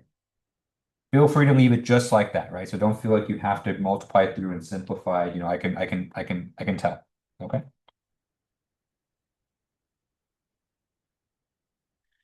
Okay, so that is your velocity field right there, right? So that tells you the magnitude of the velocity at different values of r and theta, right? So theoretically, right, you can take a function like this, you can plug it into MATLAB and compute the velocity as long as you know your coordinates r and theta. Okay. All right, any questions on this result here? Okay. All right, and so that's part A of the problem. Part B is going to be our pressure field.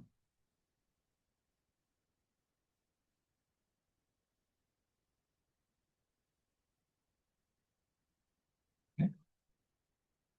And remember, like I mentioned that, to do this, we do need to evaluate Bernoulli equation.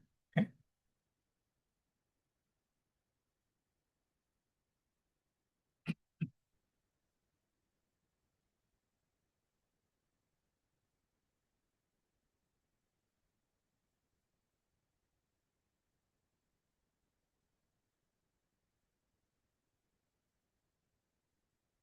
Right, so let's go ahead and do that. So let's write out our Bernoulli equation.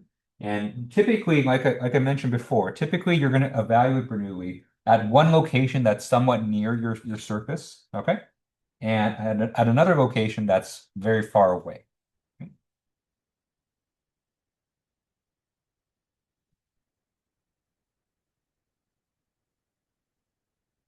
Okay, so our Bernoulli equation looks like the following. So we have P2 over rho plus 1/2 V2 squared plus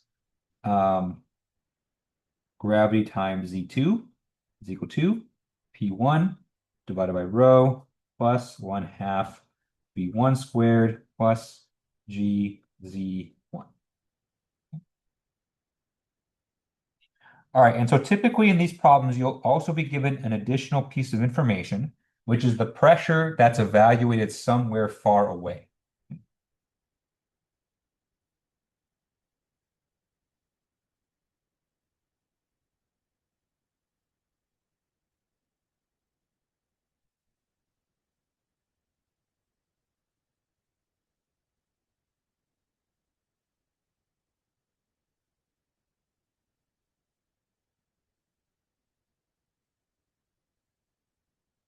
Okay.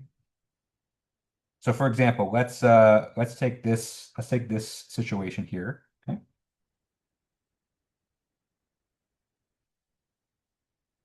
All right, so for this problem, let's say that our pressure at a location 0, 5 is 50 kilopascals.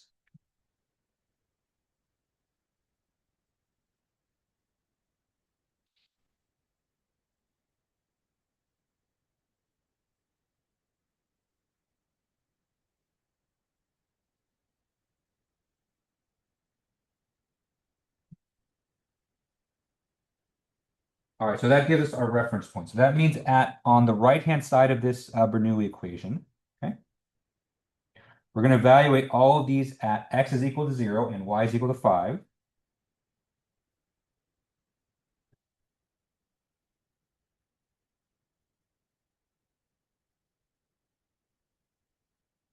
Okay. Whereas everything on the left-hand side, we're going to evaluate it at a generic r and theta, right? And we're going to assume that it's somewhere close to our body.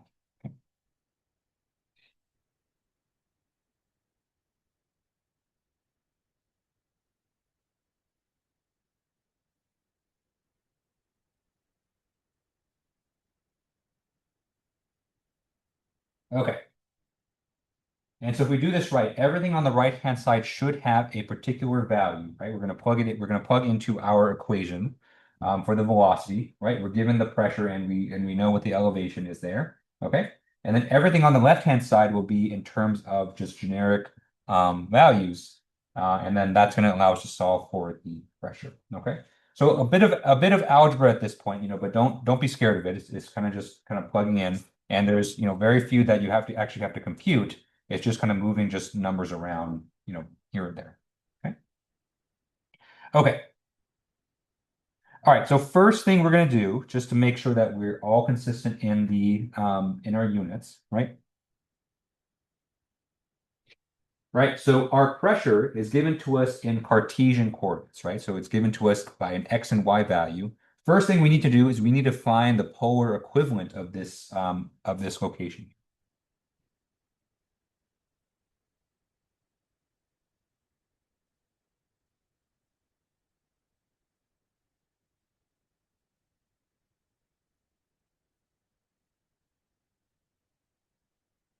Okay. Okay. So let's go ahead and plot that out. Okay. So 0, 5 is this location right here, right? So it's a location that is on the vertical axis, okay? All right, we need to find out what the value of r and what the value of theta is for this location here, okay?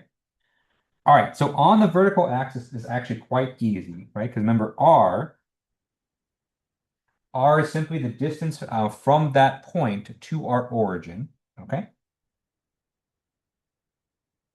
Right, and so in this case, r is going to equal 5.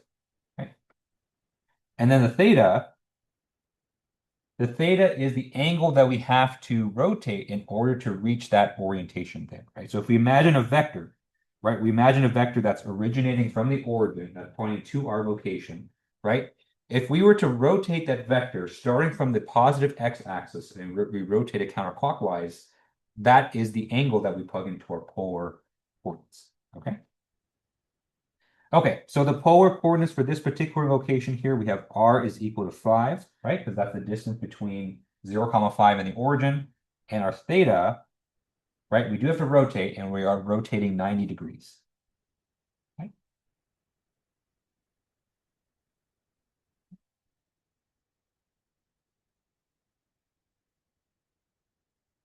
okay, so let's plug that in and let's solve for the velocity magnitude at that location. Okay, because we're gonna need to plug in for that right here. Okay. Okay. All right, and so we plug in for that.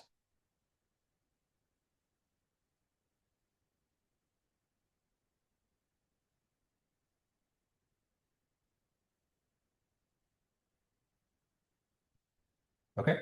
So let's take our function for the velocity magnitude, which is up here. Okay, so kind of this monstrosity here, and let's evaluate it at r is equal to 5 and theta is equal to 90. Okay. Okay. All right. So let me actually just write the whole thing down here. All right. So we have u is equal to square root 4r squared cosine squared of theta sine squared of theta plus what do we have?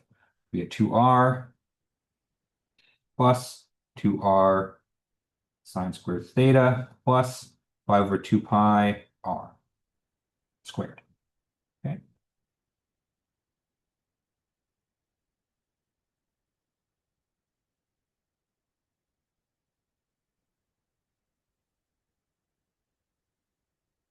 Okay. So let's go ahead and plug in. So we're in luck, right? Because we have a cosine there, right? And so we know cosine of 90 is just 0, right? So this first term is just going to go away. Okay. And then sine squared is also going to be, well, sine squared of a sine of 90 is 1. And so 1 squared is just 1, right? And so this is also going to be 1. So it doesn't go away. It doesn't cancel, but it does, at least it's not an eyesore anymore. Okay. And so we evaluate the rest of the terms at r is equal to 5. And so we have 2 times r, which is 10, plus 2 times r, which is 10, plus 5 over 2 pi r is equal to 5. And so we have 1 over 2 pi, quantity squared, square root. Okay. And so therefore, the velocity at that location is equal to the square root and the square are going to cancel out. The velocity there is just going to be 20 over plus 1 over 2 pi. Okay.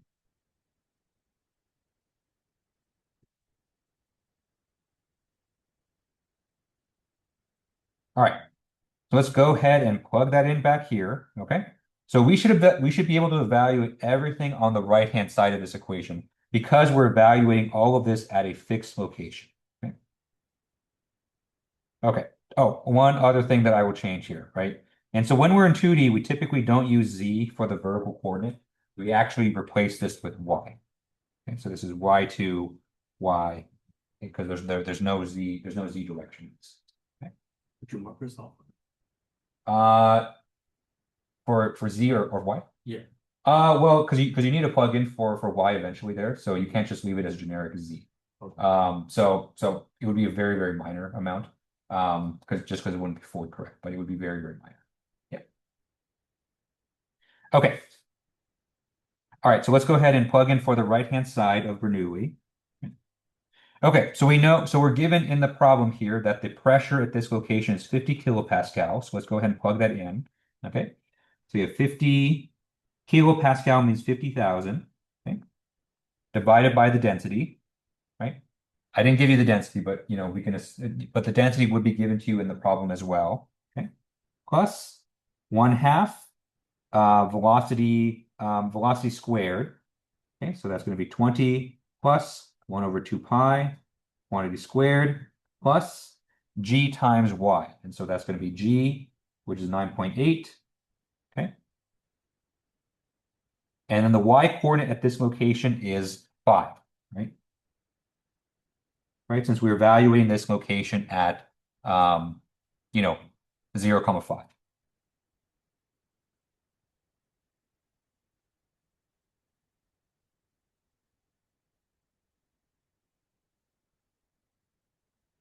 Okay.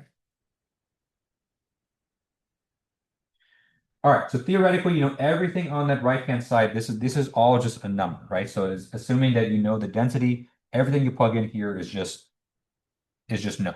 Okay. All right, so I'm not going to actually do this just because it involves kind of messy kind of algebra here, but feel free to kind of leave it like this on the exam as well. Okay.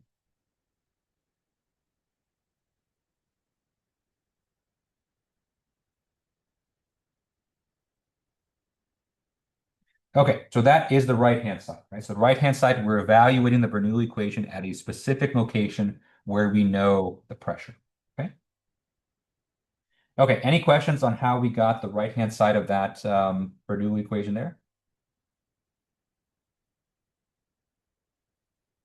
Okay. All right, and so the left-hand side, believe it or not, is much easier just because we're going to leave everything there in terms of just generic variables, okay? So the left-hand side, we have P2 divided by rho plus 1/2 V2 squared plus GY2, okay? All right, and so we're going to solve this equation for P2, and then everything else here, we're just going to leave in their generic forms, okay? So the only exception for this is the velocity, and so we are going to plug in kind of our generic form of velocity in for that, okay? So that left-hand side is going to be P2 divided by rho plus 1/2, right? We have velocity squared, so we're going to take our velocity magnitude and square it, okay? So that's going to be 4 r squared cosine squared theta sine squared theta plus quantity 2r plus 2r sine squared theta plus 5 over 2 pi r quantity squared, okay, plus g, right? And then we have y2, okay?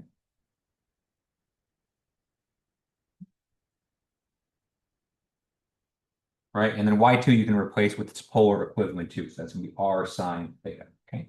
And then on the right-hand side, we have everything there, right? So we have 5,000, 50,000, excuse me, over rho plus 1/2, 20 plus 1 over 2 pi, quantity squared, plus 9.8 times 5. Okay? All right.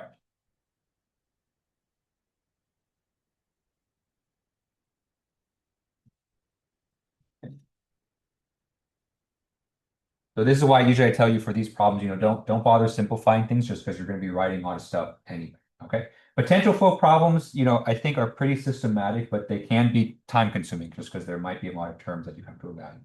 Okay. All right. And so last thing we're going to do here is we're just going to simplify this equation and just isolate this P2. Okay. Okay. And so we basically move every single term to the other side of the equation. And so we get P2 is equal to 50,000 divided by rho plus 1/2, 20 plus 1 over 2 pi, quantity squared plus 9.8 times 5, okay?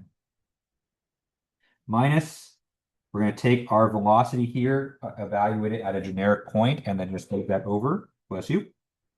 1/2 times 4r squared cosine squared theta sine squared theta plus 182r plus 2r sine squared theta plus 5 over 2 pi r quantity squared, okay, minus g times r sine theta, okay.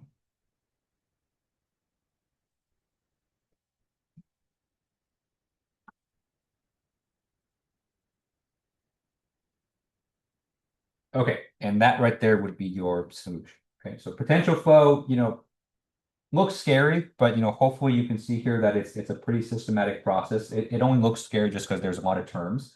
I will say that I already wrote the potential flow problem for the exam. We do follow the same process here, but it's not nearly as cumbersome as this. Okay, so for the review today, I did choose a problem that did have quite a few terms. There are some quadratic terms, but for the exam tomorrow, it's not going to be this long, but it is going to be very similar to this problem in terms of the process that you follow. It's just there's just less terms for you to compute. Okay. All right. Any questions on this? Any questions on this problem here? Yes. Yeah. So the GR sine theta, that was this term right here. Okay. Yeah. So I just plugged in y is equal to r sine theta. Yeah. Question? Yes. We should do that for every y that we see that. Yes. Yeah. For our final solution. Yeah. So if you're going to be doing everything else in polar, you need to make sure that everything that's Cartesian you convert to polar. Yeah. So that means y is equal to r sine theta.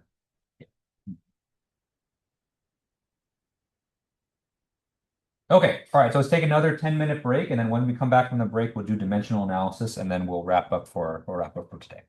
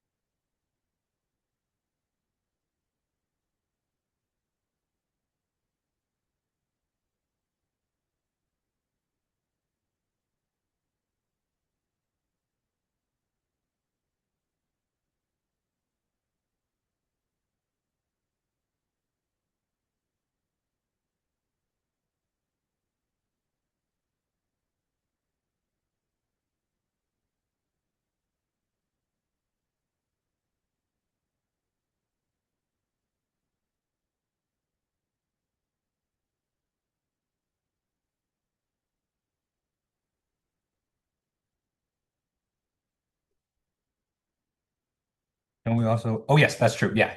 That is yeah, that is true. Yeah. So that is one thing I missed. So yeah, you would have to multiply the whole thing by density. Yeah. I apologize. Yes. So the whole thing here. Yeah. So technically this is P over rho here. Yeah. And sorry, Julio, I just got your message and yes, so I do have 5 minutes. I don't think I have a speaker here, so so if you want to you can put in the chat.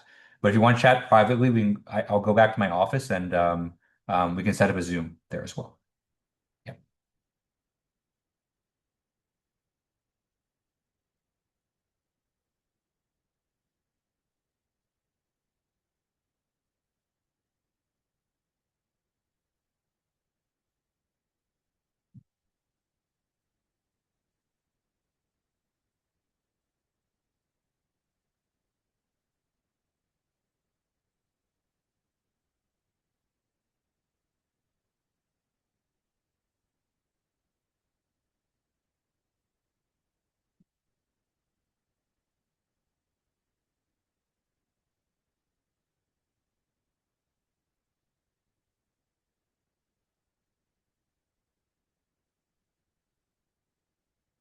Okay. Yeah, sounds good. So I'll head back to my office and I'll send you a Zoom link once I get there.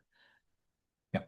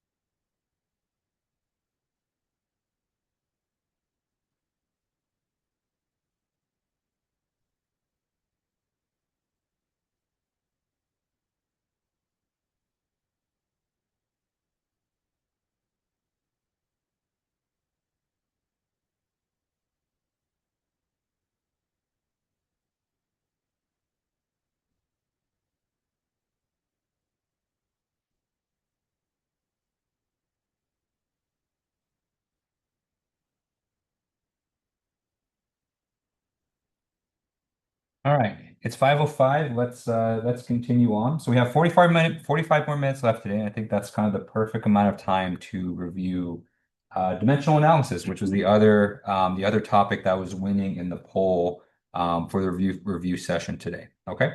Now, dimensional analysis, at least mechanically, is similar to potential flow. There's a very kind of clear methodology, a very clear recipe, a very clear process for us to follow in all these problems. And so, this is going to be kind of follow the same format as the last one. I'll talk a bit about kind of the motivations and the concepts of why we're even going through this process and what it represents. Then maybe we'll do an example or two, because these problems, thankfully, are not as long as potential flow. This one kind of got a little bit out of hand. It was one I kind of, I took an example, I kind of mixed it up a little bit just so that it's just so that it's in polar coordinates, but it very quickly spiraled out of control. So I apologize for that. But the ones that I'm going to do for dimensional analysis, I'm going to take straight from the homework. So those will be, much shorter. Okay. Okay, so let's talk about dimensional analysis.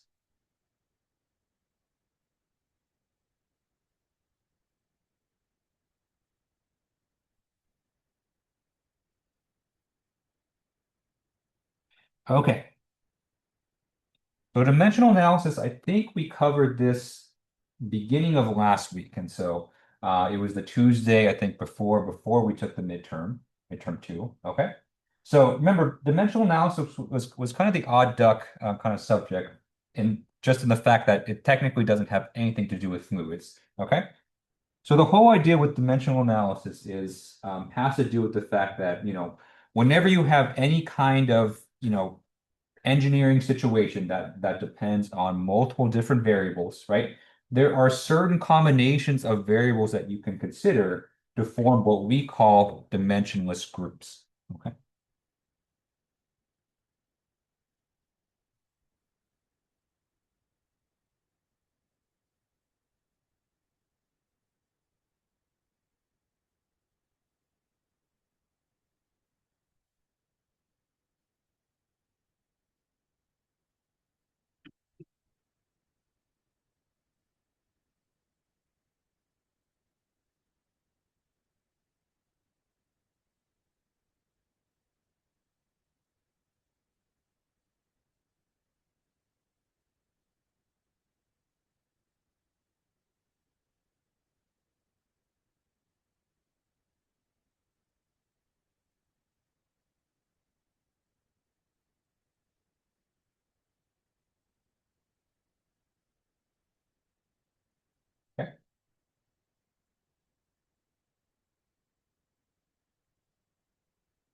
Okay.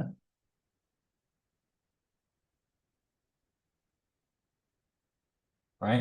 And I suppose, the reason that dimensional analysis is included in a fluid mechanics class is that the fluid mechanics community is in love with these dimensionless groups. They try to make dimensionless groups for everything, right?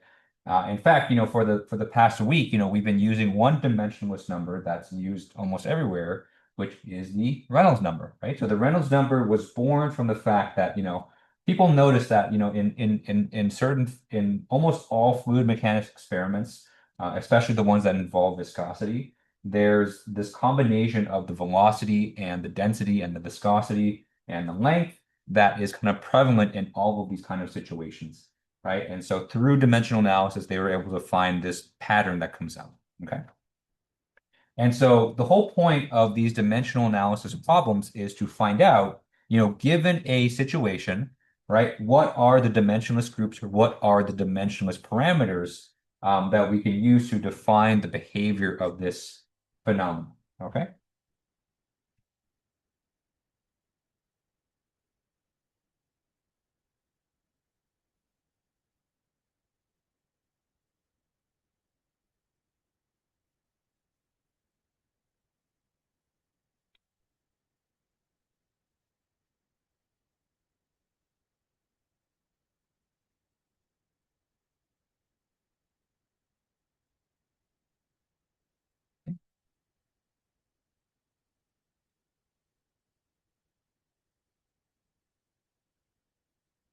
All right. And the reason we'd want to do this, there's several reasons. Okay.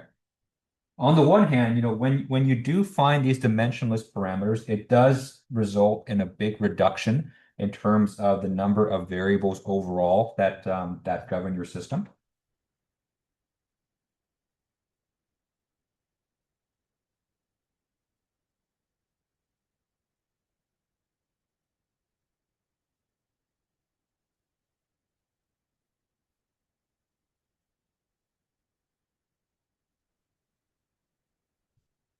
Okay. So that's always a good thing, right? And so generally speaking, if you can reduce the dimensionality of your problem or reduce the dimensionality of your analysis, so instead of considering six variables, you're only considering three, that is always going to be valuable, right? And so I think the more kind of work that you do in the field, right, that's always going to be great. That's always going to have, a lot of value. Okay.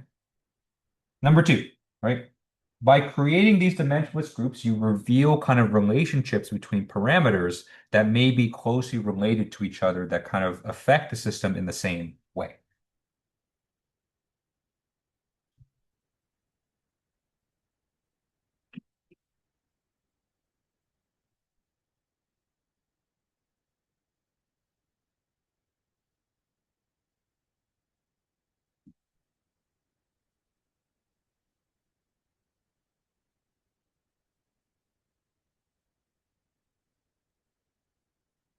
Okay. So this is really important because, real life phenomenon, if you're going to be modeling and analyzing something complex like fluid flow, right, there are a lot of really complex interactions that are going on. Things like, interaction with the viscosity with the density, interaction with the velocity and the density, interactions of the velocity and the viscosity, right? And so there's a lot of really complex stuff going on. And in some sense, yes, like if you want to, you can solve everything from first principles, right? You could just solve Navier-Stokes for everything, right? That's kind of the answer that you get sometimes when you talk to fluid mechanics people. Just solve Navier-Stokes. It'll tell you the answer.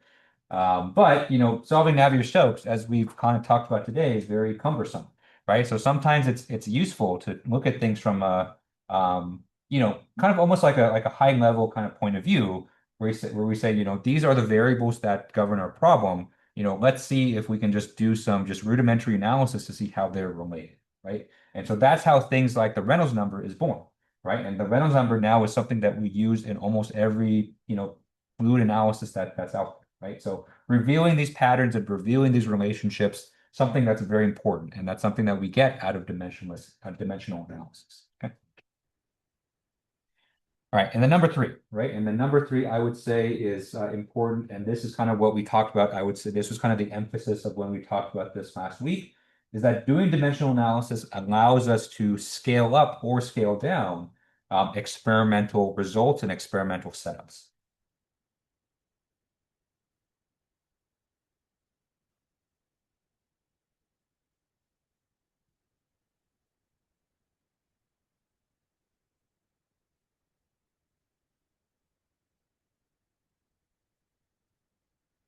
Okay.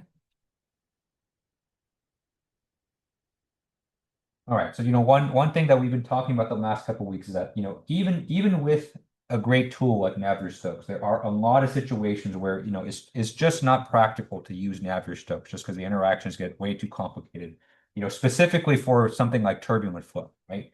So, there are ways that we can modify Navier-Stokes for turbulent flow, but a lot of times it's just not practical. And so, a lot of times, we want to analyze turbulent flow, but we don't want to run a whole experiment to analyze one very specific turbulent flow. And so what we would rather do is that, people have run experiments on turbulent flow a lot in the past. They've run experiments on a lot of other things as well, right? And so a lot of times that we're more motivated to take, results or take, data that someone else has done and apply that to our situation. Okay. And we can only really do that when we do dimensional analysis, right? When we find these non-dimensional variables, because otherwise, the results of one particular experiment is only valid for that very specific scenario.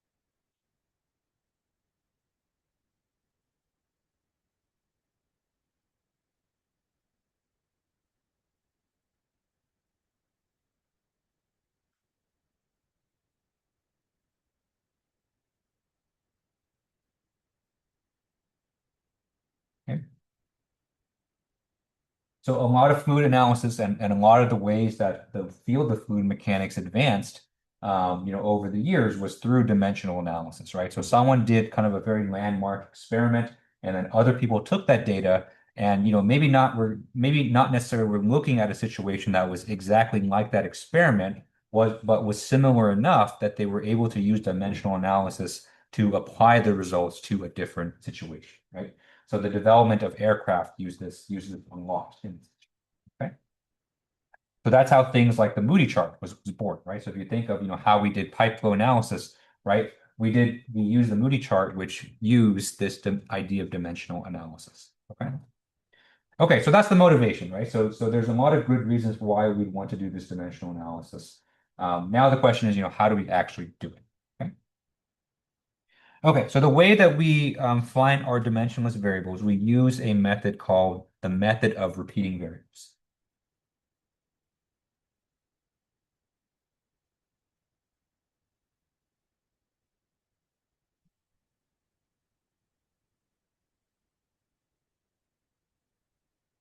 Okay.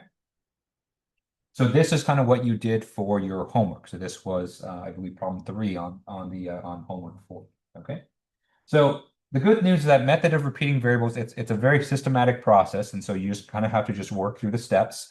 I wouldn't say each step was particularly challenging, but you do need to kind of practice it. You do need to kind of see it a few times before you kind of start to get really used to it. Okay. And so part of this, part of the method of repeating variables is the Buckingham pie.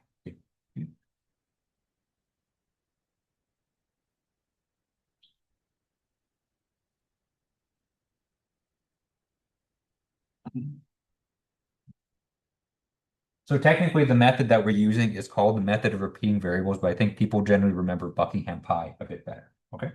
All right. So what I'm going to do is I'm going to list out all the steps in the method of repeating variables. I'm just going to list them very simply, and then we'll actually apply that to an example or two before we head out for today. Okay. Okay. So step one. So step one in the method of repeating variables is to list out all of the relevant variables that you need for your problem.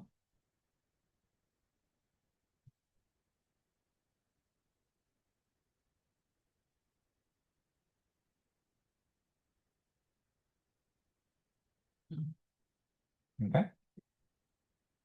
So let's say you're given an experimental situation or or an observational situation, okay? And you need to list out all of the variables that are relevant for that particular situation. Okay. Now this is something that you are not going to do, right? So just to make sure everyone gets the same answer, this will be given to you, okay, on the exam tomorrow, just to kind of be 100% clear. Okay. But this would normally be a step that you would have to do if you're doing dimensional analysis on your own for your own experiment. Okay.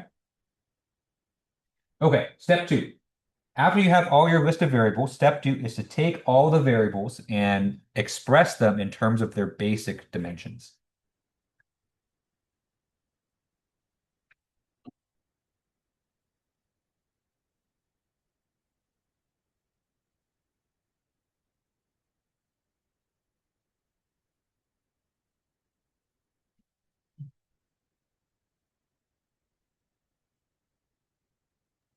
Okay. So basic dimensions being things like mass, length, and time, or force, length, and time. Okay.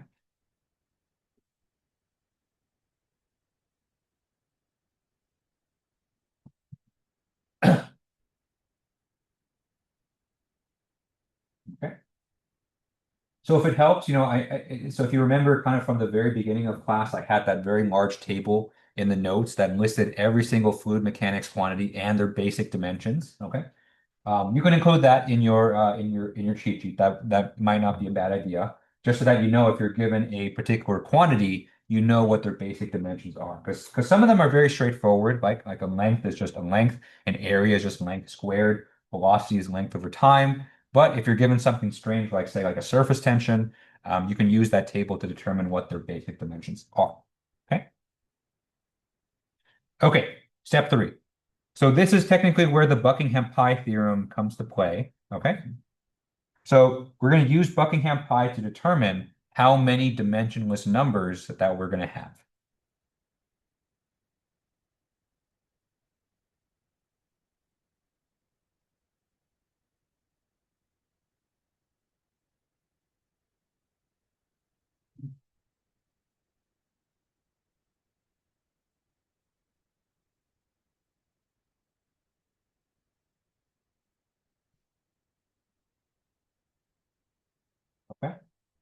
So there's a formula for this, and it is a very simple formula. Okay?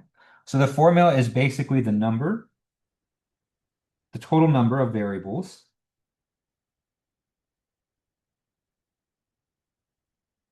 in step one. Okay. All right, so you're going to take the total number of variables that you have, and you're going to subtract. Okay. You're going to subtract the total number of dimensions that are represented by your, by your situation.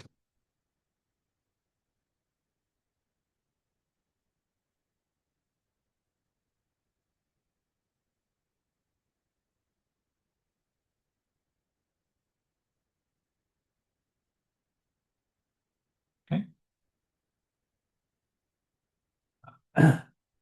So the total number of dimensions is, how many of the mass, length, and time show up in your variables. Okay. Which, like I mentioned before, for most practical fluid mechanics situations, you're going to have all three dimensions represented in 99% of situations, right? So mass, length, and time are almost always going to be there. So this number here is almost always going to be 3. Okay.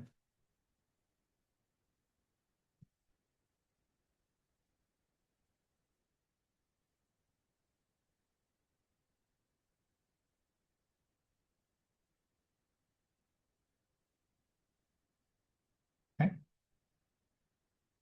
All right, so essentially in step 3 here, you're going to take the total number of variables that you have and just subtract 3. Okay, so that gives you the total number of dimensionless numbers. Okay, step 4.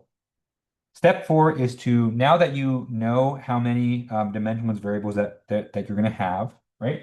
You need to choose which variables are going to be repeating.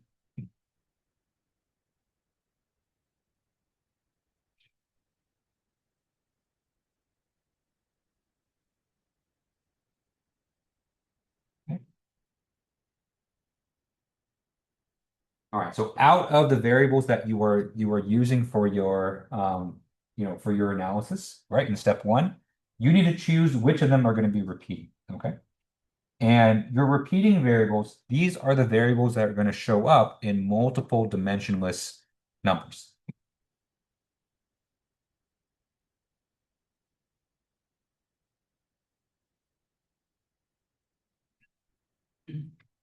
Oops, sorry about that. Fat fingered the button.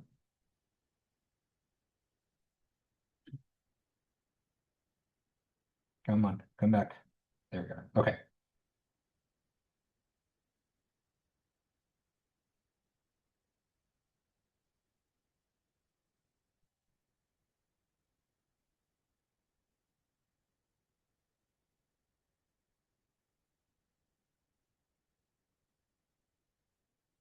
Okay. In fact, these variables will show up in almost every dimensionless group. Okay. And so there are criteria. Okay.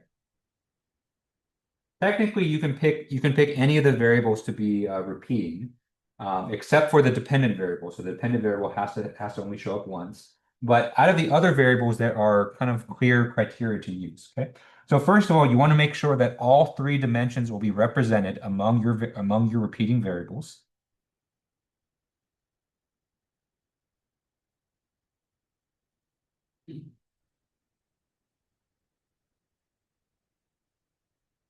Okay. So you must have at least one representative that has mass, one of your repeating variables have length, one of your repeating variables that have time. Okay, you want to make sure all that is there, otherwise you can't make dimensionless variables.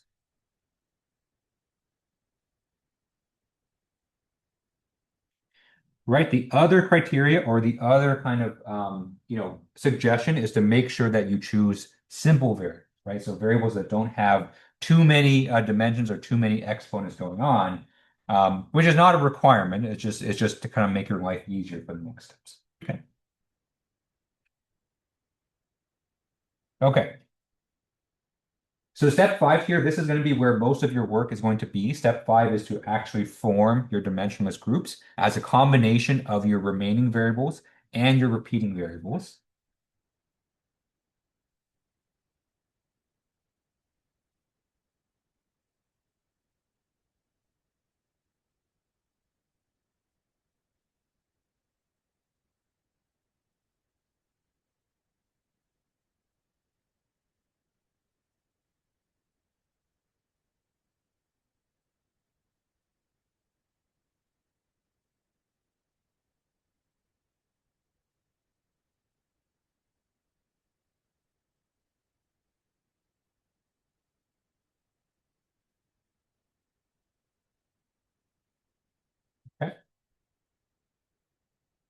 So I'm going to save the discussion for this, mostly for our example, because this is something that's easier to show, not tell.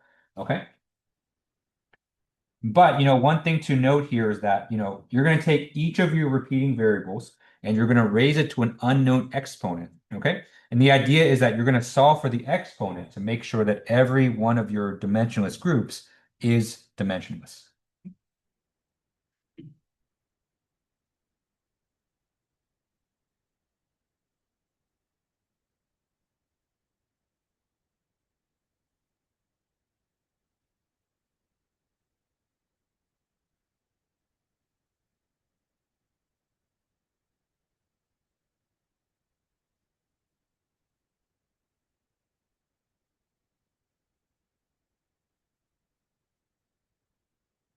Okay. So again, we'll go over this in the example. I think this is something that's easier to show through an example than just say. But that's essentially what you're going to do. Okay. Okay, step 6. So then once you do step 5, you're basically done. So step 6 is to check your results. Okay. Which no one ever does, but it's always good to check. Okay.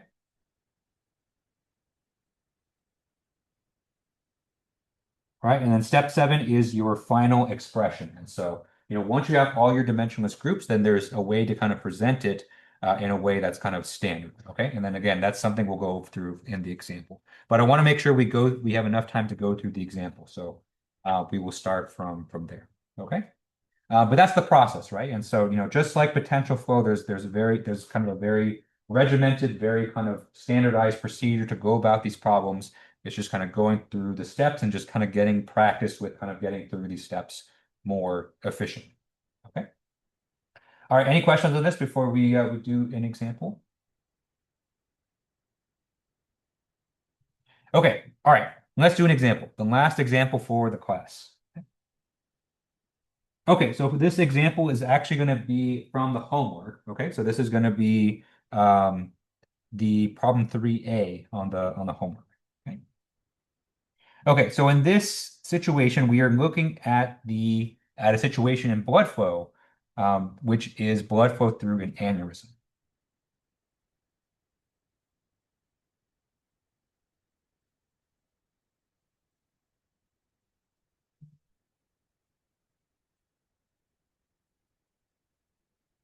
Okay. So if you're not familiar, an aneurysm is kind of an unnatural sac of blood that kind of forms within your blood vessels. Okay. And so usually they kind of form as a kind of like a little bit of a almost like a pimple on the side of your blood vessel, right? So you have your normal blood vessel that kind of looks like this, okay? Normally your blood vessel is just kind of a nice, straight tube, but what can happen sometimes is that there is kind of a side sac that kind of forms kind of just like that, okay? So this sac right here is called the aneurysm. Okay?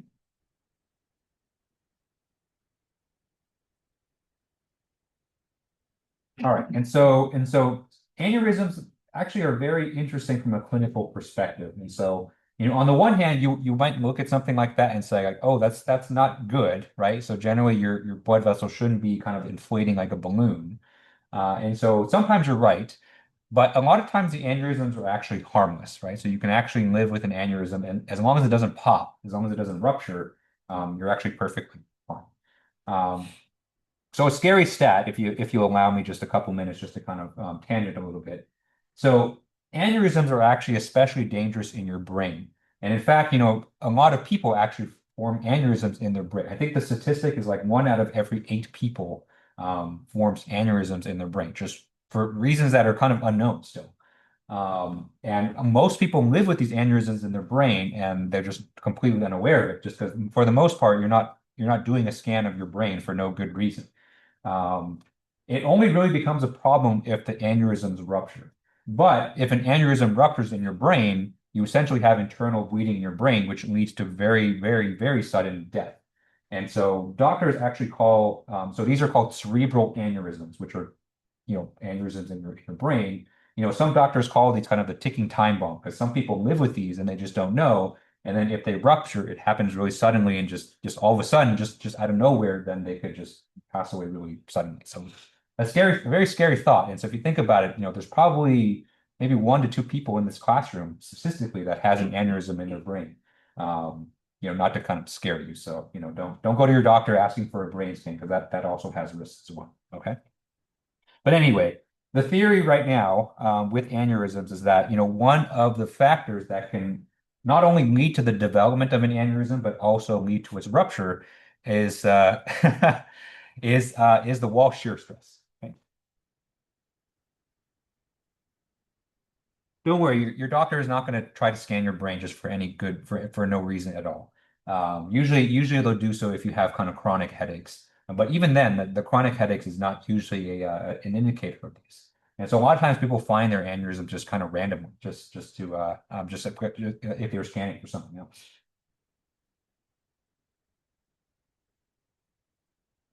Okay. So kind of the theory right now is that, if you compute the wall shear stress, which is the viscous shear, right? So what happens usually is blood is going to enter the aneurysm, okay? And there's going to be viscous shear stresses that the blood is going to impart onto the aneurysm, okay? And so the idea is that the wall shear stress is closely related to the development and rupture of these aneurysms, okay? Where the wall shear stress is essentially it's a stress, and so it essentially has the same units as pressure. So it's force over area. Okay. So the idea is that the wall shear stress, or at least the way that we can compute it, is correlated with or depends on certain other parameters in the blood flow. Okay.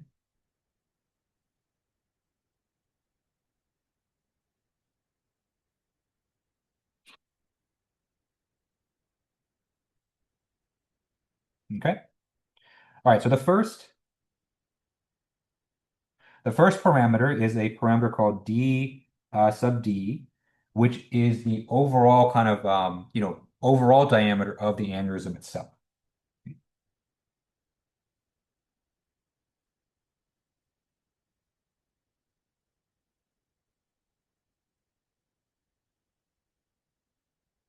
Okay.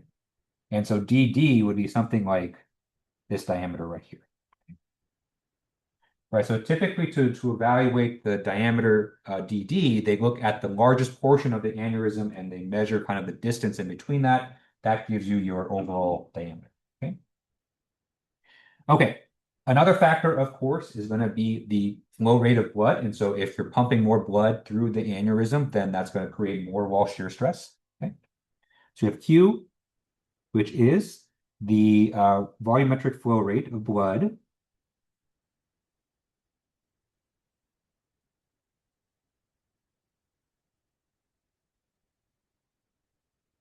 Okay.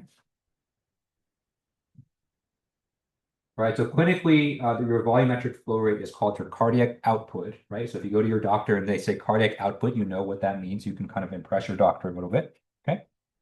Next is nu, okay? Right, so nu was a parameter we actually introduced today at the beginning of class.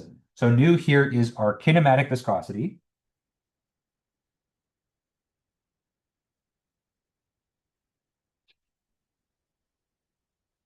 Okay? So it's our viscosity, but essentially we divided it by our density to get kinematic viscosity. Okay? All right, next, and then the next parameter, we have another length parameter, dn. So dn here is the diameter of the neck.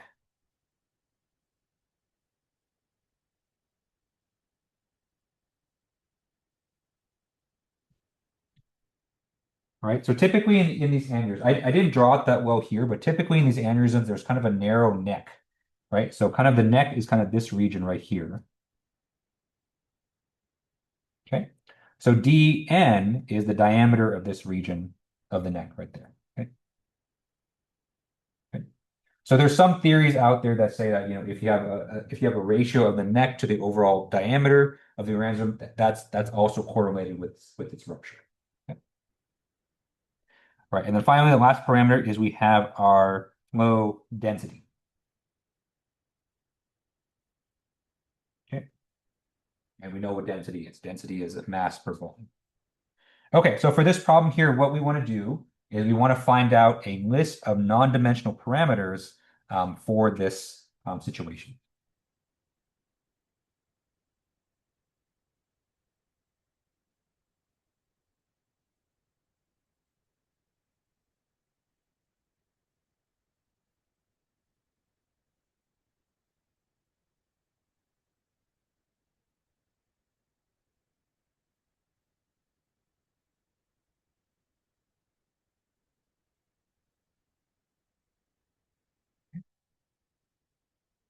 All right, so we're just going to go through the entire process, right, that we just laid out to make sure that we get everything that we need. Okay. All right, and thankfully, Buckingham Pi and the method of repeating variables goes much faster than potential flow. There's much less for us to do. Okay. Okay. All right, so let's go ahead and go through our essentially 5-step process here. Okay. So step 1 of the problem has already been done, right? So step 1, these are all the relevant parameters. Right? So we don't need to determine that. So just like I promised you, for the problems that I'm going to give you, I will tell you all the parameters, and so you don't need to determine them. Okay. So we can already start on step 2.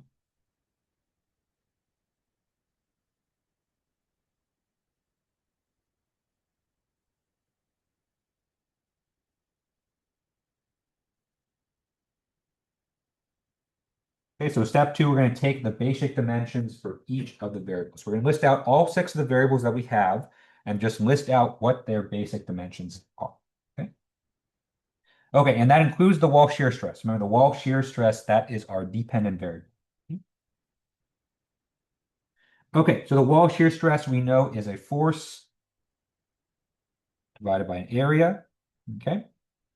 Now we have to make a decision here, and so we have to decide whether we want our basic dimensions to be in MLT, so MLT is mass, length, and time, or if we want to use FLT, which is force, length, and time. Okay. So both are fine, right? So you can do the problem in either way that you want. Generally, I like MLT, just because I find that mass is more of a fundamental dimension than force. All right, so let's convert this to MLT. So force in MLT units, if we go by the Newton's law, is mass times acceleration. So it's mass times length times time squared, divided by area, which is length squared. And so the dimensions for wall shear stress are mass divided by time squared times length. Okay.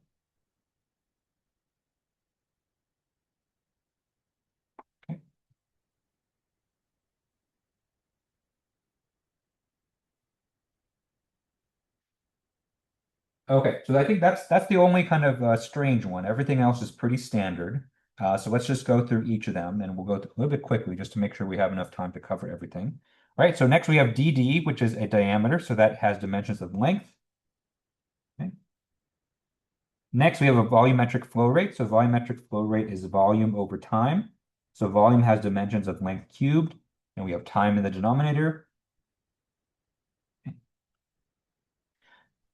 Next, we have the dimensions of kinematic viscosity. And so if you kind of work through the dimensions, you look at the dimensions for standard viscosity, you divide by the density, we actually get just length squared over time. So pretty standard there.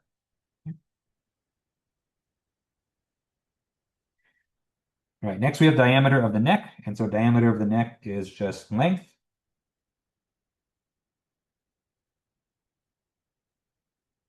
And then we have the density. Density is mass over length cubed, mass over volume. Okay.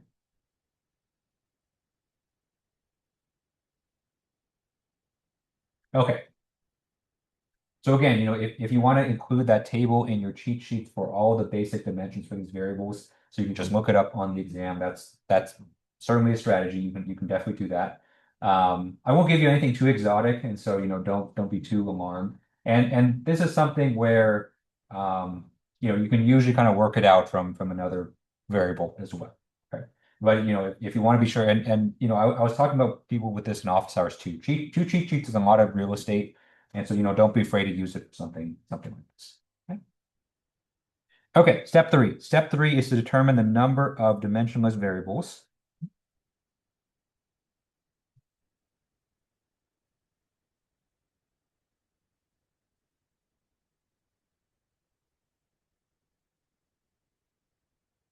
Okay.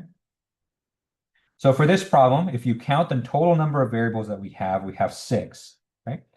So wall shear stress, DD, volumetric flow rate, kinematic viscosity, diameter of the neck, and the density is 6, right? And so we subtract the total number of dimensions that are represented. And so in this case, all 3, mass, length, and time, show up at least once in our variables here. okay? That means we are going to have three dimensionless groups that we are going to solve, okay? One of them is going to involve the wall shear stress, just because that is our dependent variable, and then the other two we will choose after this, okay?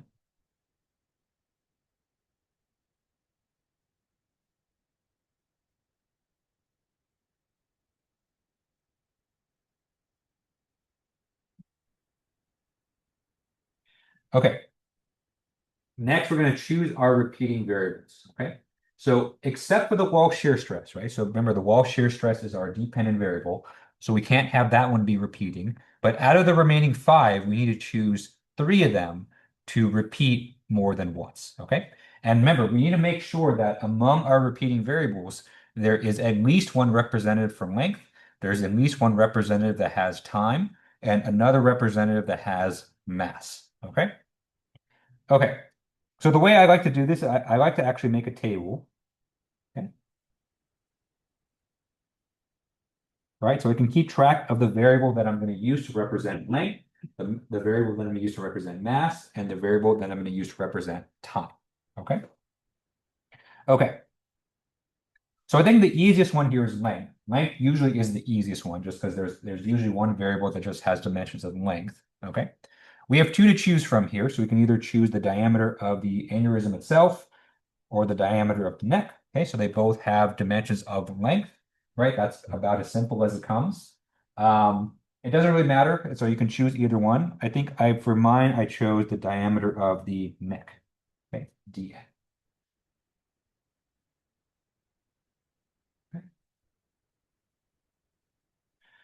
Okay, next we have the mass. And so actually for the mass, we only have one option here because among all of our variables, there's only one that has the mass represented, which is density. Okay. Okay.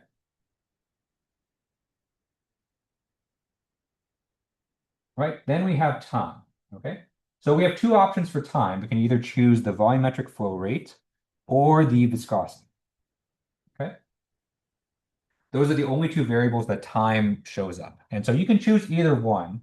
I would say, the problem is about the same either way. But traditionally, at least the way that I typically do these problems, I leave the viscosity as a non-repeating variable. That's just personal preference for mine. You could very easily do this problem and have the viscosity be your time representative. But usually I like to have either velocity or flow rate be my representative for time. Okay. But that's just my own personal preference. So if you chose viscosity here, I would not mark you down. That's totally valid, totally fine. It's just that I have a preference for flow. Okay. Okay. All right. And so last step here is we need to form our dimensionless variables. And so remember, our dimensionless variables are going to be a combination of the variables that we did not pick, right? So obviously we did not pick the wall shear stress. We did not pick diameter of the aneurysm, and we did not pick viscosity. Okay.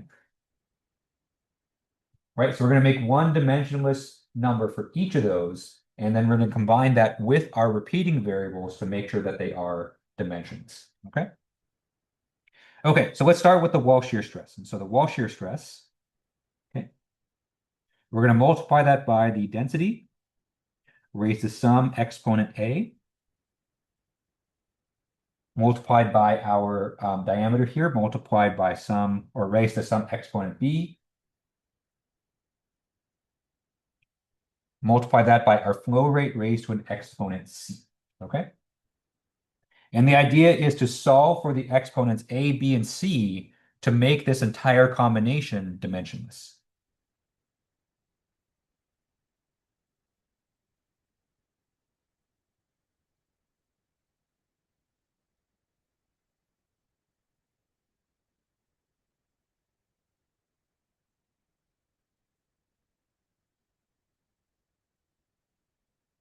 Okay.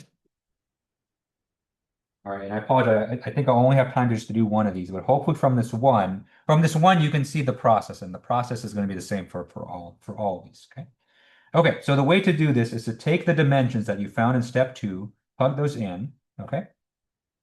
So for the wall shear stress, the dimensions for that is mass divided by length times time squared. Okay. We have the dimensions for density, which is mass divided by length cubed, raised to the a power. Okay. We have the dimensions for diameter, which is just length, raised to the b power, and then dimensions for the flow rate, which is length cubed over time, raised to the c power. Okay. Okay. And so the next thing you're going to do is you're going to make an equation for mass, length, and time. Okay. And you're going to add up all the dimensions that are being contributed from each of the different dimensions here. Okay. And you're going to set it equal to 0 and solve for A, B, and C. Okay. For instance, let's look at mass. Mass is the simplest one that we can do. Okay. So for mass, we have a contribution of 1, right? Because we have mass raised to the 1 power from the wall shear stress. Okay. And a contribution of 1 times A from the density. Okay. Right. And so in order for the mass dimensions to cancel out, we have to have 1 plus A equal to 0, which is very easy, which tells us that A has to equal minus 1. Okay. Another easy one for us to determine is the time. Okay. So the contribution from the wall shear stress is we have a time squared in the denominator, and so that's going to be a minus 2. Okay. The only other variable here that has time is the flow rate. Okay. So for the flow rate, we have a t in the denominator raised to the c power, and so that's going to be a minus c. Okay. That's equal to 0, and so we solve for c. C is equal to minus 2. Okay. Okay, and then finally we have the contribution from the length. Okay. This is going to get complicated because every single one of these variables here has length. Okay. Okay, so we start from the wall shear stress. So we have a minus 1 because we have a length in the denominator for the wall shear stress. Okay. Next, we have a length cube in the denominator for the density. So that's going to be a minus 3A. Okay. We have a length in the numerator for the diameter. So that's going to be a plus B. Okay. Oh, sorry. And then we have a length in the numerator for the in the flow rate. And so that's going to be a plus 3C. All is equal to 0. Okay.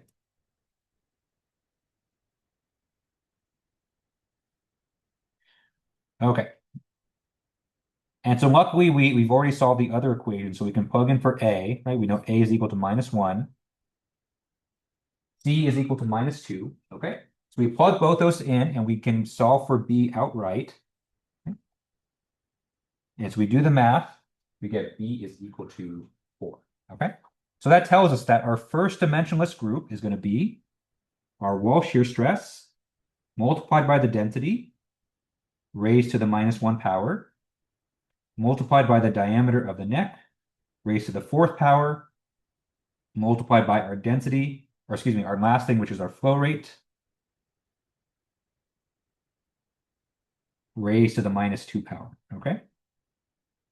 And so if we put those negative exponents in the denominator, our first non-dimensional group is tau W times dN raised to the 4th power divided by density times flow rate squared.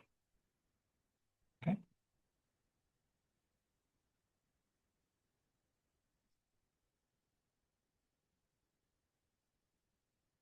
Okay, so that's the idea. So basically you take your repeating variables, you raise them to an unknown exponent, you solve for them to make the entire quantity dimensionless, and then you repeat that for every other variable that you haven't represented yet. Okay. Any questions on this process here? Okay, all right. And so that's all we have time for today. So before you guys head out, I just want to say thank you guys for being a great class. Feels strange to say that.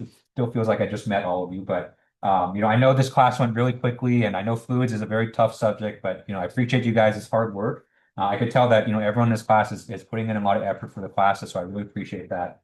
So I'll see you all tomorrow for the final, and yeah, and then hopefully I'll see you around campus after that.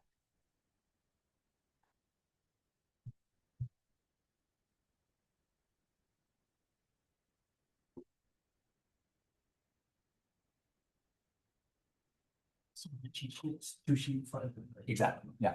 Or you can you can bring 4 sheets single sided, that's fine.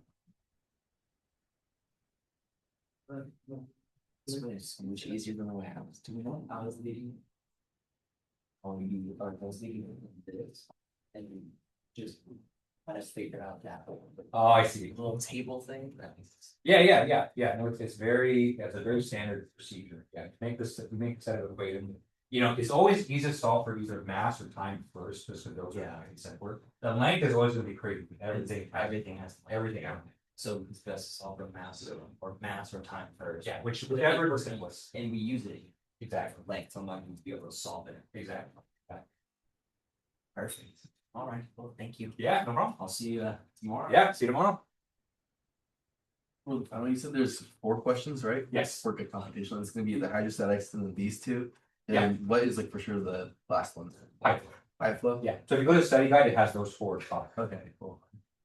And unrelated to the final, I have like I guess on homework 3, I forgot to take like a picture of like 2 questions. Yeah. So like it document down. If I resubmit that, will I be able to get full credit? That's a little late. I'll take it for half credit. So if you Okay. want to send it to me, I'll Okay. take it for half. Yeah. That's about it. Okay. Thank you. Yeah, no problem. Just email it to me if the canvas is close. Okay. Yeah.